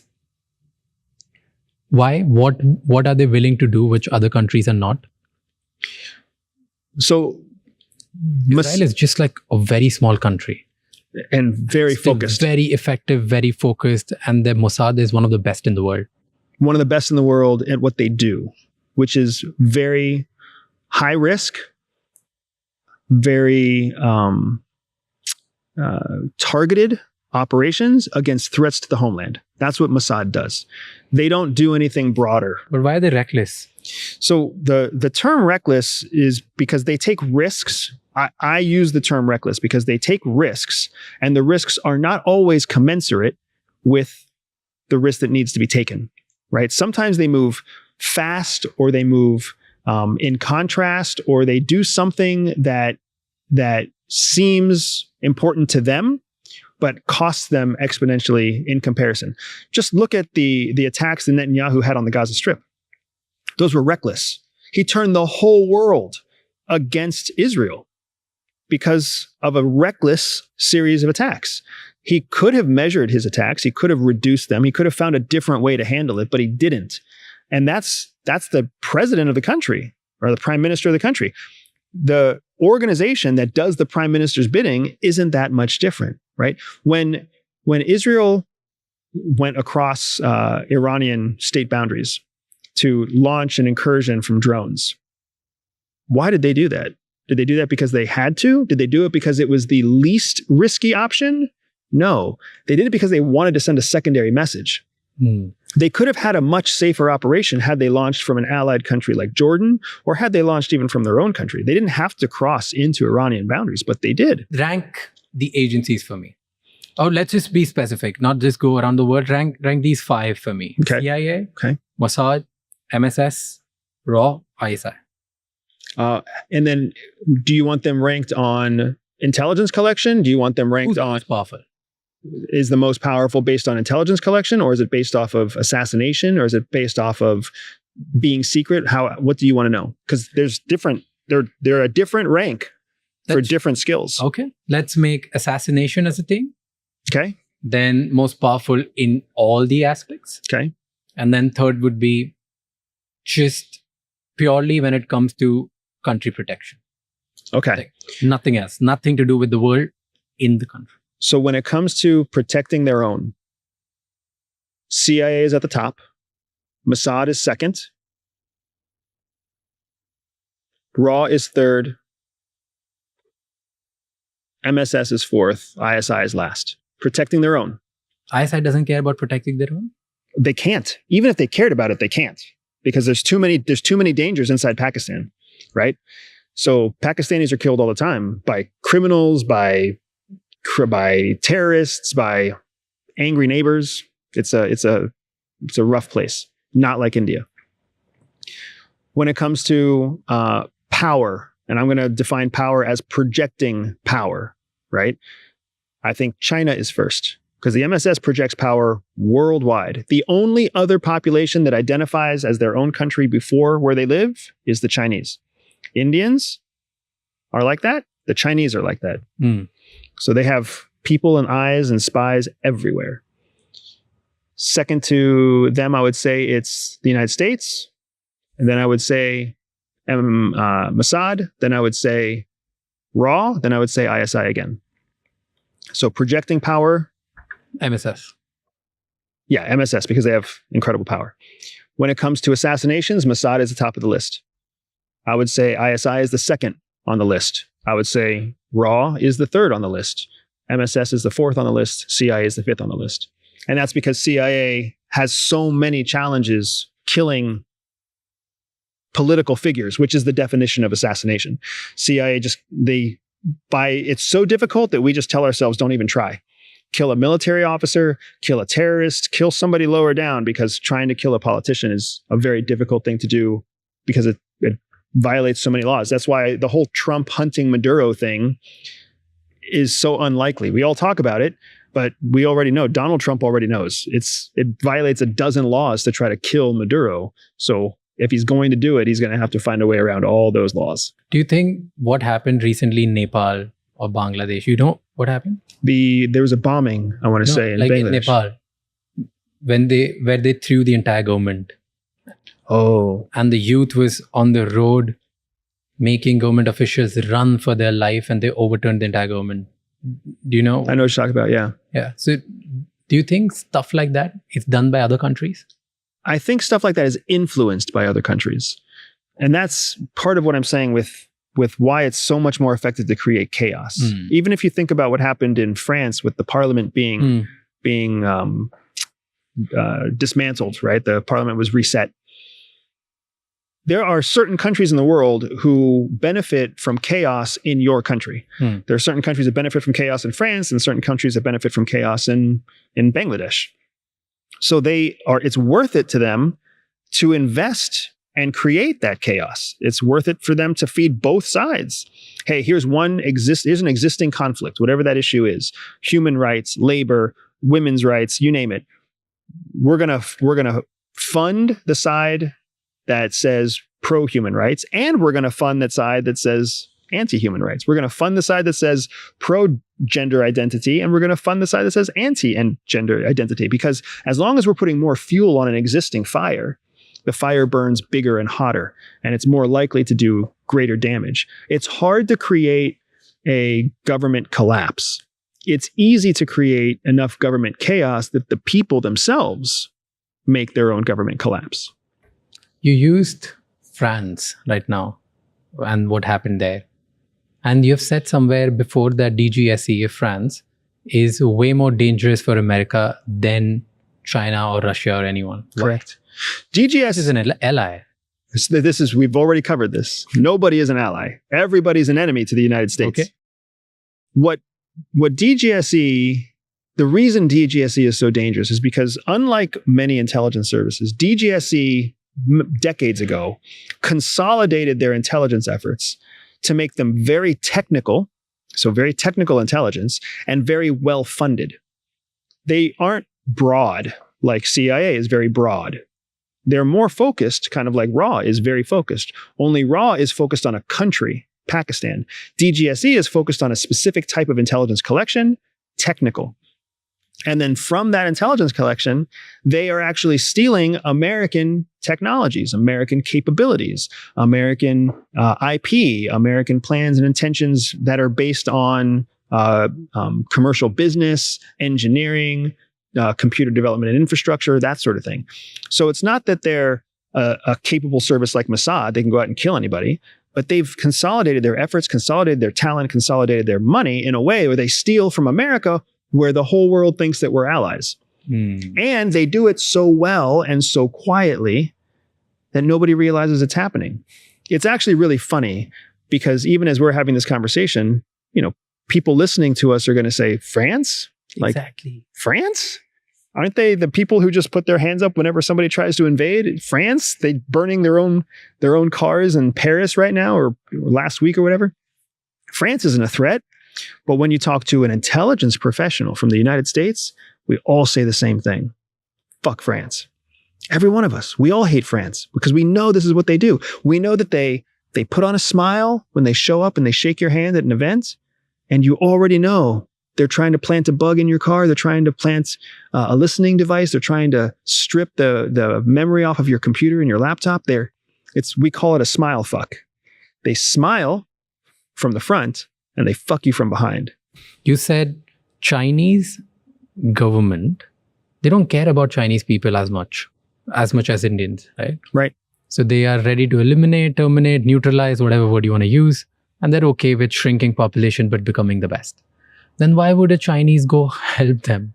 Because they know that the government is not anyway supporting them or is in favor to help them become more powerful. Because the government may not have a long-term plan to help you, but they certainly have a short-term plan to hurt you if they want to. That's why. So it's fear. It's absolutely fair. So it's not like more toward my love towards the nation or patriotism or national interest. It's just fear. I'll be if I'd say no. Exactly. Why do you think a Chinese person has built a life outside of China? Because they had nationalism and they were proud of their country and they thought that they would have success there? No. They went to Canada to get away from that shit. They went to France. They went to Botswana. They went to Argentina to get away from that. So when it comes all the way back to you and it tells you what you have to do, you will cooperate because you or your parents or your grandparents tried to get away and you succeeded. And that's why you honor your parents and why you honor your grandparents and why you honor your Chinese heritage, your ethnicity that's been there for 5,000 years. But that doesn't make it any easier to say no to the person who's sitting across from you, who's telling you, you will do this. Not to mention the fact, many Chinese businesses survive off of serving other Chinese people in their community. And it's very easy for the Chinese to turn the whole community against you for the same reason. They can just go around and say, hey, you know what? I'm from the mainland and we don't really like Chi Feng's restaurant anymore. And you shouldn't go there anymore. Do you understand? And then all of a sudden they'll be like, oh, Chi Feng? Who's Chi Feng? I don't even know who Chi Feng is. I don't even like Chinese food. I'm just going to go down the street to the Indian place. You remember the Cold War, they talked about the Iron Curtain? Mm-hmm. China has the same thing going on. It's so hard for anybody in the world to know what China is actually doing. Because even inside China, their own leadership is fighting with each other and arresting each other. Anytime there's any suspicion of espionage, they don't even give somebody a trial. They just lock them up. You might be a spy. We're not going to take the chance. You're locked up. And if you don't cooperate, we're just going to go ahead and lock up your kids and lock up your parents and and we're going to erase your family name. So then, of course, everybody who's arrested cooperates because they don't want their family to be penalized. And there's no human rights, no consequences, no democracy, no government to be challenged. So they can do whatever they want to do. And that is their current strategy. Does that scare you? Like as CIA? It doesn't scare me as CIA because it won't work forever. It will change or it will fall apart at some point. And I'm not CIA anymore, so it's not my problem. But when you were. When I was, China was my number one threat. But that's not just because of my opinion. That's because the Director of National Intelligence, the DNI, every year puts out an estimate of who the biggest threats are to the United States. And since 2013, China has been the number one threat to the United States. We are only just now talking about it, if we talk about it at all. But the DNI has been watching that for a long time. What are the top 3 threats for USA? We would have to pull it up. It's somewhere. It's somewhere online. It's probably, I would say, China, plans and intentions is first. Counterterrorism is most likely up there. Fundamental Islam. Because the DNI is controlled by the White House right now, I'm guessing that narco trafficking or fentanyl is probably also on that list. There will be other things, possibly Russia, possibly WMD. But without a doubt, China is number one. And I don't know exactly how they would rack the others. You also said that every day there's a report of intelligence which gets submitted to the president.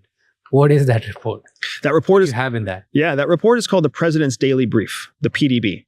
And the President's Daily Brief is a literal binder that's built every day. People, analysts and briefers, White House PDB briefers, show up to work between 3 o'clock and 4 o'clock every morning. And then they consolidate intel from the previous day and overnight. And they rack and stack and prioritize it based off of the president's interests and priorities. And then they print these actual intelligence reports out. And they put them in a document called the PDB, and it's a beautiful document with a leather-bound notebook and spiral bind. It's like the most fancy college or legal binder you could imagine. And then somebody literally takes it to the White House and gives it to the president. And then when they give that to the president, they usually have a team of 4 or 10 other analysts who are all professional briefers. And their job is, if the president has a question about one of the reports, they will brief the president on additional information related to that report. And they do this every day, 7 days a week, and they categorize and tailor the PDB to whatever the president's interested in. CIA, can you actually leave? You can actually leave because... Can you say no to something that you've been assigned? Absolutely. If president assigns you something that you can't, say no to it, right? You can always say no. You can? But you will have consequences. What consequences? You'll be fired. Your career will be over. You won't get promoted. You'll be passed up for the next will happen to you. No. Or to your life. Because this is such a great point, and this is what the movies don't understand. CIA officers are American citizens. American citizens are protected by American laws. That comes first, right? So all of the American rights, free speech, even the implied rights, like the right to privacy, these all exist for CIA officers. So this idea that CIA is going to kill one of its own because they step out of line, that's a movie thing. That's not how CIA actually works, because CIA falls under the executive branch of government, which is held in checks and balance by the judicial branch of government. That's why people can sue the CIA if they want to sue the CIA. And you won't get hurt if you're an American citizen, because American citizens are protected by rights. So when you work for CIA, it's very much like working in any other corporate environment. Yes, you sign a contract and a secrecy agreement. And yes, you have a civil contract in addition to your government contract. So there are areas that you are exposed to more risk. That's why I won't get into specifics with you, because I can be held criminally liable and civilly liable if I share documented secrets from CIA related to sources and methods. So I can't share that with you. But my American citizenship protects me from everything else. In the rest of the world, that doesn't exist. Just even in the UK. In the UK, there is no freedom of speech. That only exists in the United States. So in the UK, if you're an MI6 officer, you actually sign a contract that says that MI6, the UK government, is going to take 50% of everything you own that you earn related to your time at MI6. I think it's 50%. It might even be more. So that's why you don't see a bunch of MI6 officers on podcasts, and you don't see MI6 officers writing books, and you don't see MI6 officers out there celebrating their career, because any money they earn would be taken by the government. It's even worse in a place like Russia. Does CIA, like, are they spying on their own inside their own country, or are they trying to collect information and intelligence inside the country as well? Like, because we were talking about RAW and CIA, what I understand what's there in the public, India has IB, which works inside the country, and RAW works outside the country. So they try to collect all the intelligence from the external world, and IB does that inside the country. Right. What does CIA do? Do they have two different wings, or just one collecting from everywhere? It's a great point. Both CIA and RAW learned from MI6. The British were there first. And MI6 is an external intelligence collection agency. MI5 is an internal intelligence collection agency. So MI6 collects worldwide, MI5 collects inside the UK. CIA was built the same way. CIA collects foreign intelligence. FBI collects internal intelligence. FBI is our MI5, CIA is our MI6, which when you compare that to India, FBI is your IB, collecting intelligence inside the country. Because citizens have rights, they have laws, and law enforcement, like FBI, law enforcement like IB, has to follow those individual rights. CIA is allowed to break law internationally, but not inside the United States. And the same thing sounds like it's true for RAW. RAW can break international laws to protect the Indian continent, the Indian population, but they can't collect on their own internally.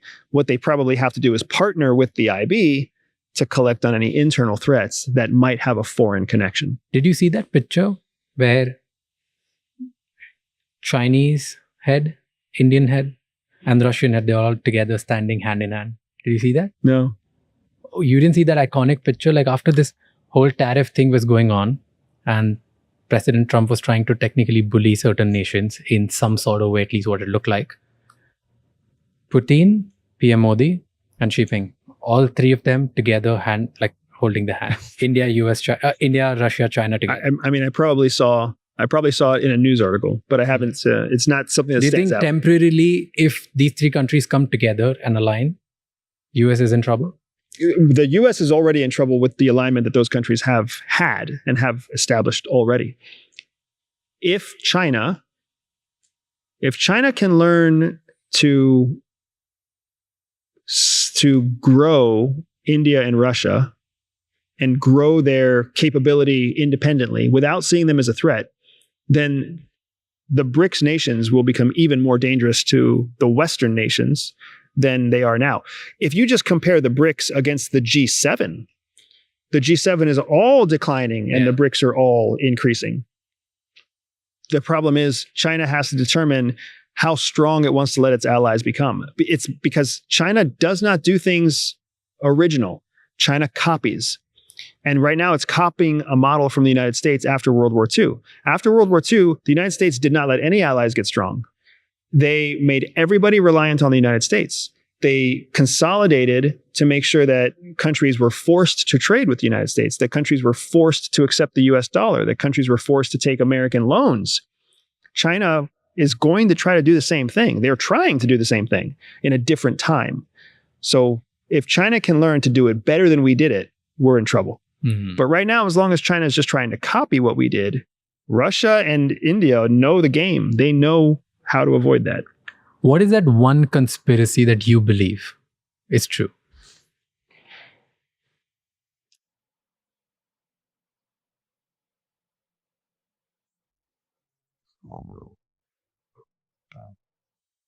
That's such a good question. I don't believe in conspiracies.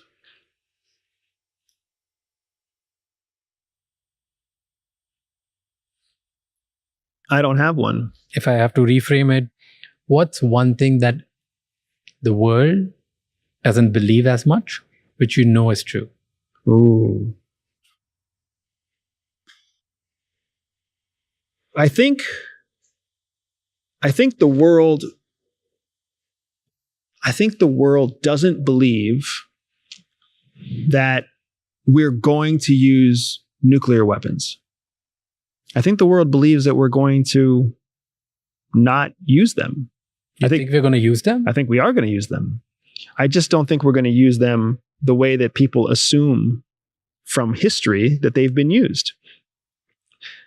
Most people, when they think of nuclear weapons, they think of a giant missile or a giant bomb that's going to get dropped from a plane on a major city center. And it's going to be Hiroshima all over again, Nagasaki all over again. That's not what's going to happen. But that's what people, when they think about nuclear war, they still think about that. They still think 1980s, 1990s, Cold War, mutual assured destruction. I think it's much more likely that we're going to see either a dirty nuke, something that a terrorist uses or something that a criminal organization uses, or we're going to use a tactical nuke being a small nuclear warhead on a rocket, a small nuclear device that's delivered by the military, something strategic or something tactical and small, but still nuclear. And when that happens, we're not going to know what the fuck to do. Think about the United States right now. The United States has consolidated its many naval resources in the Caribbean. Imagine if there's a nuclear-capable shoulder rocket that's in Cuba, Venezuela, Colombia, right? You name it. Jamaica. Just one. Nuclear-capable. Just maybe something that weighs 15 pounds, right? But has an explosive potential of 5 kilotons? Something small. If that's launched into the ocean, it's international waters. If it explodes, it will destroy the entire carrier fleet. All the planes, the carriers, 3 or 4 supply boats, every person that's there. But it happened in international waters. And it was a nuclear explosion. That's why it was so big. What do we do then? Who do we hold accountable? Do we blame the country that the missile was launched from? Do we blame the transnational group, whether it was a cartel group or a terrorist group that launched it? And do we respond in kind? Do we launch a nuclear tomahawk into Jamaica? What do we do? I think we're very, very close to that moment. Which country is probably going to do it? I don't think it's going to be a country at all. I think it's going to be a transnational threat. It'll be a cartel. It'll be some sort of rogue element from Ukraine or a rogue element from Russia or somebody who's smuggling weapons through Belarus.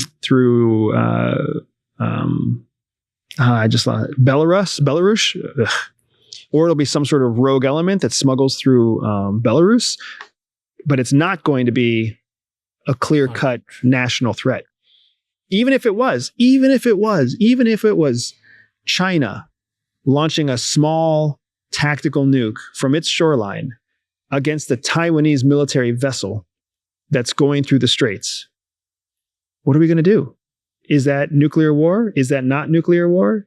Do we engage our nukes? Do we let Taiwan and China just trade tactical nuclear weapons in the straits of Taiwan? Which country is going to be the safest if the world comes down to a position where so many small wars are breaking? Like, we see what's happening with Russia and Ukraine. We saw what's happening with Israel. There was a problem between India and Pakistan where India destroyed their entire military bases, which was sort of giving birth to terrorism. Then it's happening like in different parts of the world. There are soft protests going on. There are hard protests going on. The government's changing. There's a bunch of chaos. And if this accelerates, resulting to, let's say, nuclear or other things, which country do you feel is the safest? There's a few. New Zealand, I think, is the safest. If you can make your way to New Zealand, you're so far off the radar. Is there where you're going to be after 2027? Possibly. I'm not ruling it out. But New Zealand is a great location. Madagascar is another great location. Switzerland, if you're going to stay in the European landmass, Switzerland is a very good location. I would also argue that a place like southern Argentina, Argentina is going to get involved, but it's not, the southern part of it is going to stay relatively safe. But then there's also island chains, right? Like there's islands in even the Hawaiian Islands will be safer than, say, mainland USA. Bali will be safer than other parts of Indonesia. So there will be places that you can go where you can have food stability, physical security, modern medicine, modern capabilities. And why do you want to leave US by 2027? There's a few different reasons. The biggest reason is that my priority is my family. I have 2 children. I have a wonderful wife. We have a business that's digital. We built our whole life to be mobile. And my children are at an age now where they are picking up what it means to be American based off of pop culture in America. They're learning from friends. They're learning from devices. They're learning from movies and TV shows. That's where they're getting their definition of what it means to be an American. And that's not the America that my wife and I served. The America that we are now is a very confused place. It's heavily polarized. It's economically depressed. It doesn't know whether it likes technology or doesn't like technology. It doesn't know who its friends are. It doesn't know. I mean, our America is killing itself. And that's a terrible version of America to grow up in. So if I want to give my children the best, I need to give them an opportunity to go somewhere where their pride in being an American is still present, but they learn to be a global citizen. And there are many countries in the world where they are pro-American, where they believe in American ideals, they believe in American values. The country itself still believes that America is the right world leader. If I move my children to a country like that, they're accepted and they celebrate their American nationality while still learning to integrate into a global society. That's incredibly valuable. Most American children will never integrate into a foreign society. Most American adults will never integrate into a foreign society. Inside the United States, it's estimated that only 1 in every 4 people has a passport at all. And of the people who have a passport, only 1 in 4 ever use their passport to go farther than Canada or Mexico. That's incredible. That means less than 6% of Americans have ever gone further than Mexico or Canada. I don't want those to be my children. My children can go somewhere else. We can spend 4, 5, 10, 15 years. They can learn a foreign language. Maybe they marry a foreigner. Maybe they marry an American who's also living in a foreign country. Our business grows. We continue to invest ourselves in global citizenry while this chaos and confusion in the United States figures itself out. I served in the military. I did my time there. My wife and I served undercover. We committed our lives in defense of the nation. We honestly feel like we've done what we can do to help the United States. And now the United States has to figure this out for itself. We can still vote. We'll still pay our taxes. We'll still watch American comedy shows. We'll still watch American movies. But there's no reason to make America's current confusion our children's problem. Instead, we can raise them to adulthood somewhere else, and then they can come back and be part of the solution if that's what they choose. But Why do you feel America is falling? why do I feel like it's falling? It's impossible to look at the metrics and not see that it's falling. The divide in how we vote, the participation in elections, the value of the US dollar, the expense of daily life, the decline of the middle class, the volatility in the market, the contention in the legislation, the fact that we spend as much time where politicians are attacking other politicians rather than trying to help the American people. You can just count the ways, measurable ways that America is declining right now. You can't ignore it.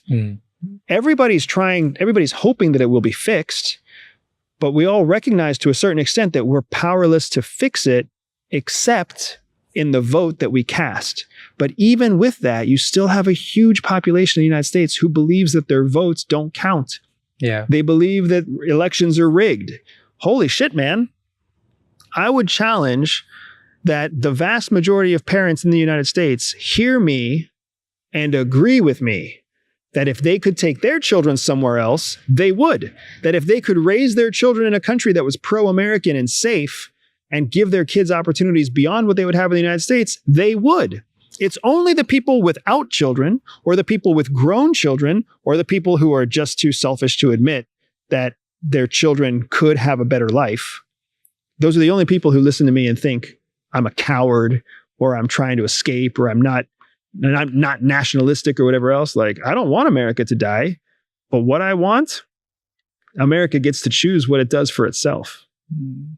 Which, if you had, this is a hypothetical situation, if you had to choose a leader, according to you, who can be president and save America, who would it be?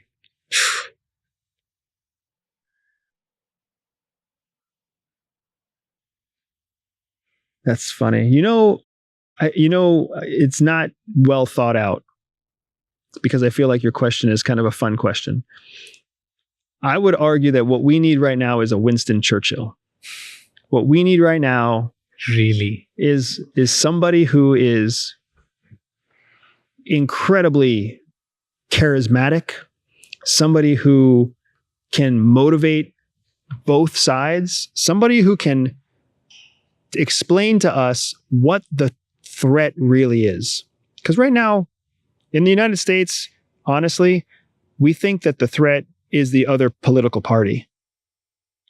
We're so distracted. We honestly think that the Dems are the problem or the Republicans are the problem. We don't even see the rest of the world. Where Churchill was able to take all of Great Britain, all of the United Kingdom, and say, here is our enemy. Our enemy is Hitler and the rise of the Nazi Party, and that's it. He was able to isolate the threat. And as the country was burning down, he kept them together. As the country was being bombed, as the United Kingdom was losing the war, he was able to inspire a population to keep going and keep fighting. That's a little bit of what we need right now, is somebody who has that kind of glue, that kind of charisma, that kind of power, that kind of presence. Who's like your choice out of everyone, even like in the worst case scenario, if you choose one? If I had to pick one person that fits that description right now, it would be Nikki Haley. Nikki Haley is the closest thing that we have to a politician who could potentially reunite us and move us forward on a shared objective.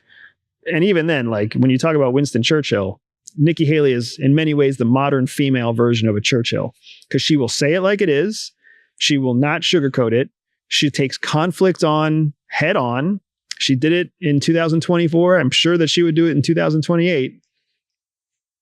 She's female. She's younger. She's got all like the right hallmarks to be accepted by the Democrats. She's got all the right accolades to be accepted by the Republicans.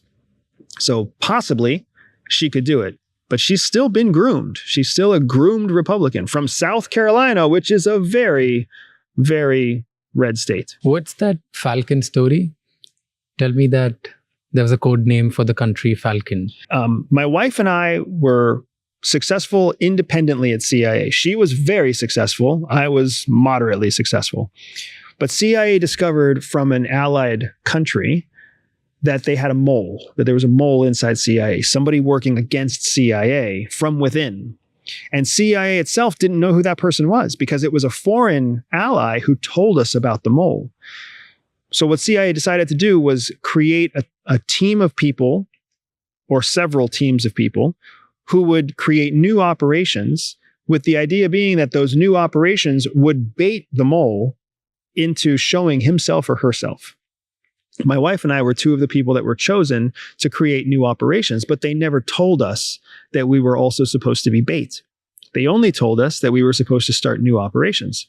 So they deployed us to a country in the world that wasn't the United States that we call Wolf. And Wolf was a very, very cool place for us because it was developing world. It was there weren't a lot of regulations. There weren't a lot of rules. It was kind of a fun, exciting, like, I use the word dirty, not because it was actually dirty, but like you could get away with dirty stuff. And from Wolf, we built new operations that were built to target another country called Falcon. The reason we were targeting Falcon was because we were directed against Falcon by CIA. And it turns out that the mole inside CIA was a mole that was working for this country called Falcon. CIA forced us to use these names for countries like Wolf and Falcon. And there's some other countries in the book that we talk about too, where we do other operations. But it can be a little bit confusing sounding, but if you just think of the United States as one country, Wolf as the country where my wife and I were living, and Falcon was the country that we were operating against, that's how you have a way of understanding overall the story. So as we're building these operations against Falcon, we're having incredible success and we're growing. And I start to travel into Falcon myself so that I can start laying the foundation for more officers to do more operations inside Falcon. And on one of those operations into Falcon, I fall under surveillance. And that's the first kind of hint to the entire team that I may have been discovered by Falcon Intelligence. And if I was discovered by Falcon Intelligence, then we have to wonder whether or not the mole was the one that told Falcon about me. So that's the book. The book is all about how we built these operations in detail, how we carried out the tradecraft, how we built the operations, who we targeted, how we targeted them. It's meant to be a memoir that is also very instructional in terms of how real world espionage works.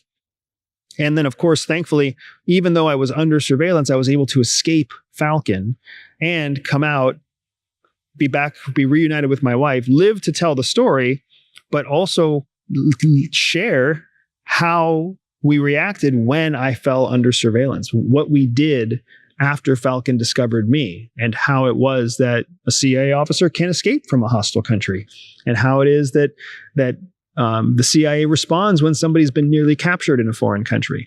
That is the story of Shadow Cell, and we're very proud of it. I encourage everybody who's listening right now to go out and buy it and read it and love it and give us your feedback. It's been an amazing blessing, an amazing journey to be able to write the story and share it with people like you. Was there any point where you felt scared that you might die? Absolutely. When I was under surveillance, when you're under surveillance in a foreign country, in an alias identity, everything's illegal. It's not fun. Situation where you're absolutely thought like this is it. When the moment that you're taught to essentially give in, you're never taught to give up. Mm-hmm. You're taught something that's called artificial compliance. Artificial compliance is what you do when you know that your survivability is increased by cooperation rather than conflict. So imagine if you're pulled over by a police officer. You could argue and fight with the police officer, but the chances are you're not going to go home. You're going to go to the police station. So we're taught in a situation like that you use something called artificial compliance. You don't want to cooperate with the police officer, but you understand that if you cooperate, they'll probably let you go home. So what you really want to do is fight, but what you choose to do artificially is comply. So we're taught that at the moment where artificial compliance increases your survivability, that's what you're supposed to do. So for us, that example is if you are captured, if you're outnumbered and you are physically apprehended, meaning you're outnumbered by people, they have their hands on you, and you have essentially lost control of your own hands. They've handcuffed you, they've put your hands behind your back, they've pinned you down, they've put you in some kind of stress position. If you are in that position, artificial compliance is your fastest road to survivability. You can fight up until that moment. You can try to run up until that moment. But once that happens, you have to comply artificially. And the reason you do that is to reserve and conserve your resources, your mental capacity, and you're trying to essentially distract your aggressors so they believe that you're giving up. If you do that, over time, you'll find an opportunity to try to escape again. So last question, because I'm from India and you have talked about how India has made some smart moves. And I want to end it on that note because I want to know about it. What's the smartest thing which India has done over the years or is doing right now, which you feel is really intelligent? It was so smart when India kept supporting Russia in the face of sanctions from the West. Explain. It was just an incredibly smart move because what happened was because the West sanctioned Russia, Russia became isolated. That isolation put stress on Russia as a nation, as an economy. as a future world leader. India was already in a partnership, a commercial partnership called the BRICS with Russia before the sanctions hit. So India was forced to decide, do we do what the United States tells us to do and cut off this economic partner that we have committed to, or do we continue to support the economic partner and face the frustration or the anger of the West? Well, India understands that the long-term benefit is most likely in a regional economic cooperative group, rather than this continued reliance on the G7 Western powers. So India chose to support Russia in the face of American frustration. And since then, because if you recall, that happened very early in the war. That happened early in a war that analysts predicted would be fast and short. That happened early on when people were still saying that Putin was going to be undermined from within, that he had brain cancer, that he wasn't going to survive, he wasn't going to last, that his own oligarchs would turn against him, right? Well, now here we are 4 years later, and none of those things happened. And Russia's economy has rebounded, and Ukraine has continued to weaken, and the West has distanced itself from Ukraine, and a complete change in policy on the US from the House all the way up to the presidency. So India doubled down on its previous existing economic commitment to the BRICS. And as a result of that, they looked good in the moment, they look good in the long run, and they have continued to grow economically because of that. Because by showing Russia that they could be relied on, they also sent a message to China and Brazil and Saudi Arabia and everybody else in the BRICS that India is reliable, that India will be here as long as this cooperative exists. And the reason that's so smart is because India gets to benefit from everybody else's isolation. That isolation increases the value of Indian products. It increases the value of Indian goods. It increases the reliance on India. But also, if India needs to call in a favor in the future, that those geographical peers are more likely to say yes. Where if India would have allied itself with the West, they would have all turned India down. Yeah. But if you look back history, India has always been friends with Russia. Russia has supported India. India has supported Russia.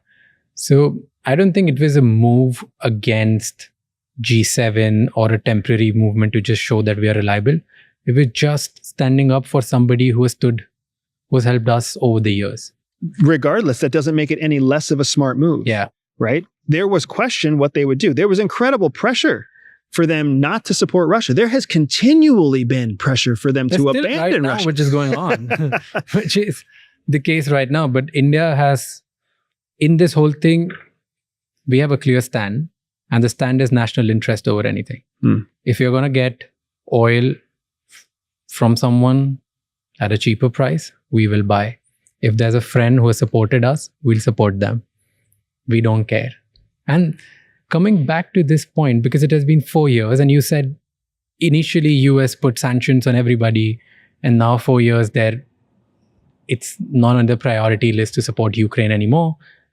Don't you think that's West hypocrisy? Absolutely, that's Western hypocrisy. US is like absolute hypocrite at this point, where they said, hey, we will support you, and now they're like, hey, it has costed us too much. It's long enough. We don't care about you anymore. Bye. Yeah, that's exactly the problem with the United States, and that's the problem that is also contributing to the decline of the United States. I mean, I told you earlier that we can make a list of all the points that show how we're on the decline. Hypocrisy is one of those lists. We said we would do this, we didn't do it. We said we would do that, we didn't do it. We said we would protect this, we didn't protect that. There's an incredible list, right? Think about just the fact that we seized Russian assets in American banks. What does that tell India? How safe is your money in an American bank? Not very safe. We'll seize it at any time. I've got one story that I want to share with you. I've got one story. And I don't know enough about India to know how the different states view each other or how the different subcultures view each other. But here's something I've never told anybody, and I don't even think the people I'm going to tell you about even know it's true. When I first started my speaking, appearance, podcast career. When I left CIA and I decided to launch my own business, the first group that ever supported me, ever, were Indians. I was living in Tampa and I was in a public speaking group called Toastmasters. And there are many Indians in the United States that also participate in Toastmasters. And I gave a speech one day at Toastmasters. It was a disaster. It was totally humiliating. It was a terrible speech. But there was a Indian man there who approached me and said, "We have to stick together, brother." And I was confused in the moment. I was like, I don't understand. He's like, "You and me were the same." And I was like, "No, I'm Mexican, but I can understand if you think that I'm Indian." He's like, "No, you have black hair. I have black hair. And inside the United States, nobody has black hair. So we will stick together." And he became a good friend of mine through multiple Toastmasters events. It turns out he was the head of the Malayali Association of Tampa, a group that comes from Kerala. They had a big annual event. And he came to me and he was like, "I would like you to be our speaker for the big annual event." It's just a community group, right? But I had never done anything with the Indian culture, with Indian people. I had never done anything like that. And here's this guy who saw me make an idiot of myself on a stage, who said, "I think that you would be a great speaker someday, and I would love for you to speak to our group." He's like, "The Malayali Association of Tampa is very focused on children and very focused on community." He gave me an address and I put together a speech. And then I went there, and it was one of the most amazing experiences I have ever had. Children dressed in traditional Indian garb, Indian families dressed in traditional garb. It was hosted on this beautiful campus of like a temple, and there were flowers and fresh, and it was just amazing. And they did a whole stage performance of classic Kerala fairy tales or something. It was just amazing. And I gave my speech, and my speech really just sounded like, "This was such an amazing experience. Thank you all for believing in me," and everything else. And that was how it all started. Because on that stage, in front of those 300 or 400 Malayalis, like, I realized how much I loved talking on a stage. Because it's being on a stage in front of 15 people, everybody can do that. But being on a stage in front of a few hundred people is a very different feeling. And I'll try to find the pictures and send them to you. The pictures that I took with the kids and the women and the men, and everybody just treated me just incredible. And it was only because I had black hair. And I learned so much about unity and community that's ethnically based. And that's not something we celebrate here in the United States, but it was a really refreshing feeling. And then from that moment on, it was the Malayali, the group in Tampa that kept suggesting me and kept introducing me and connecting me to other people and other opportunities. I had nothing to give them, but they just kept doing it. And eventually they introduced me to a podcaster, and that podcaster was big enough to introduce me to another podcaster. And now in 2026, that happened in 2018. Wow. And now in 2026, I've gone viral on the internet. I run a multi-million-dollar company, and I know that a huge chunk of my success is tied to a group of Indians from Kerala who moved to Tampa to try to make a better life for themselves and included me in their family. Wow. It's so good to hear that. I'm so blessed and grateful that I come from that community. I come from the kind of people who we have in India who go out of their way and support people. I have nothing to do with it, but just the fact that I'm one of them, it makes me so proud of myself right now. I'm so happy that somebody did that to you, because there's so many of them who did that to me as well. And I'm sure if somebody's watching this and if they're thinking of doing it to somebody, please do it, because of you and because of your gesture, we get nuggets like him. We get people who are gems like you, who are telling stories all around the world. Thank you so much. And thank you to you as well. Thank you, sir. And thank you for everything that you do, for having me on here. And I can't wait to talk to you again. It was a pleasure. You're coming to India, and then we're going to do it. We're going to do round 2 in my studio, where we'll have even more intense conversation. Thank you for doing this. Tell me, you said any intelligence can get to you if they want to get to you. And I'm assuming all these tricks and 1,000 more, they would do it. And they must be doing it every day with people like who have like classified information. Fortunately, not me. Just putting it out there for the record. Probably you. Not me. And now us. Not us. Okay, that's just none of us. Thank you so much for watching this podcast till the end. Please let us know in the comments what all did we do right so that we can improve and keep doing that better, and what all did we do wrong so that we never repeat it. And at the same time, please give us suggestions of who's the next guest that you want to see on the podcast. And don't forget to share this episode with at least one person who will get some insights, because one conversation is enough to give people enough ideas to change their lives. I'll see you next time. Until then, keep figuring out. And also, don't forget to subscribe to the channel.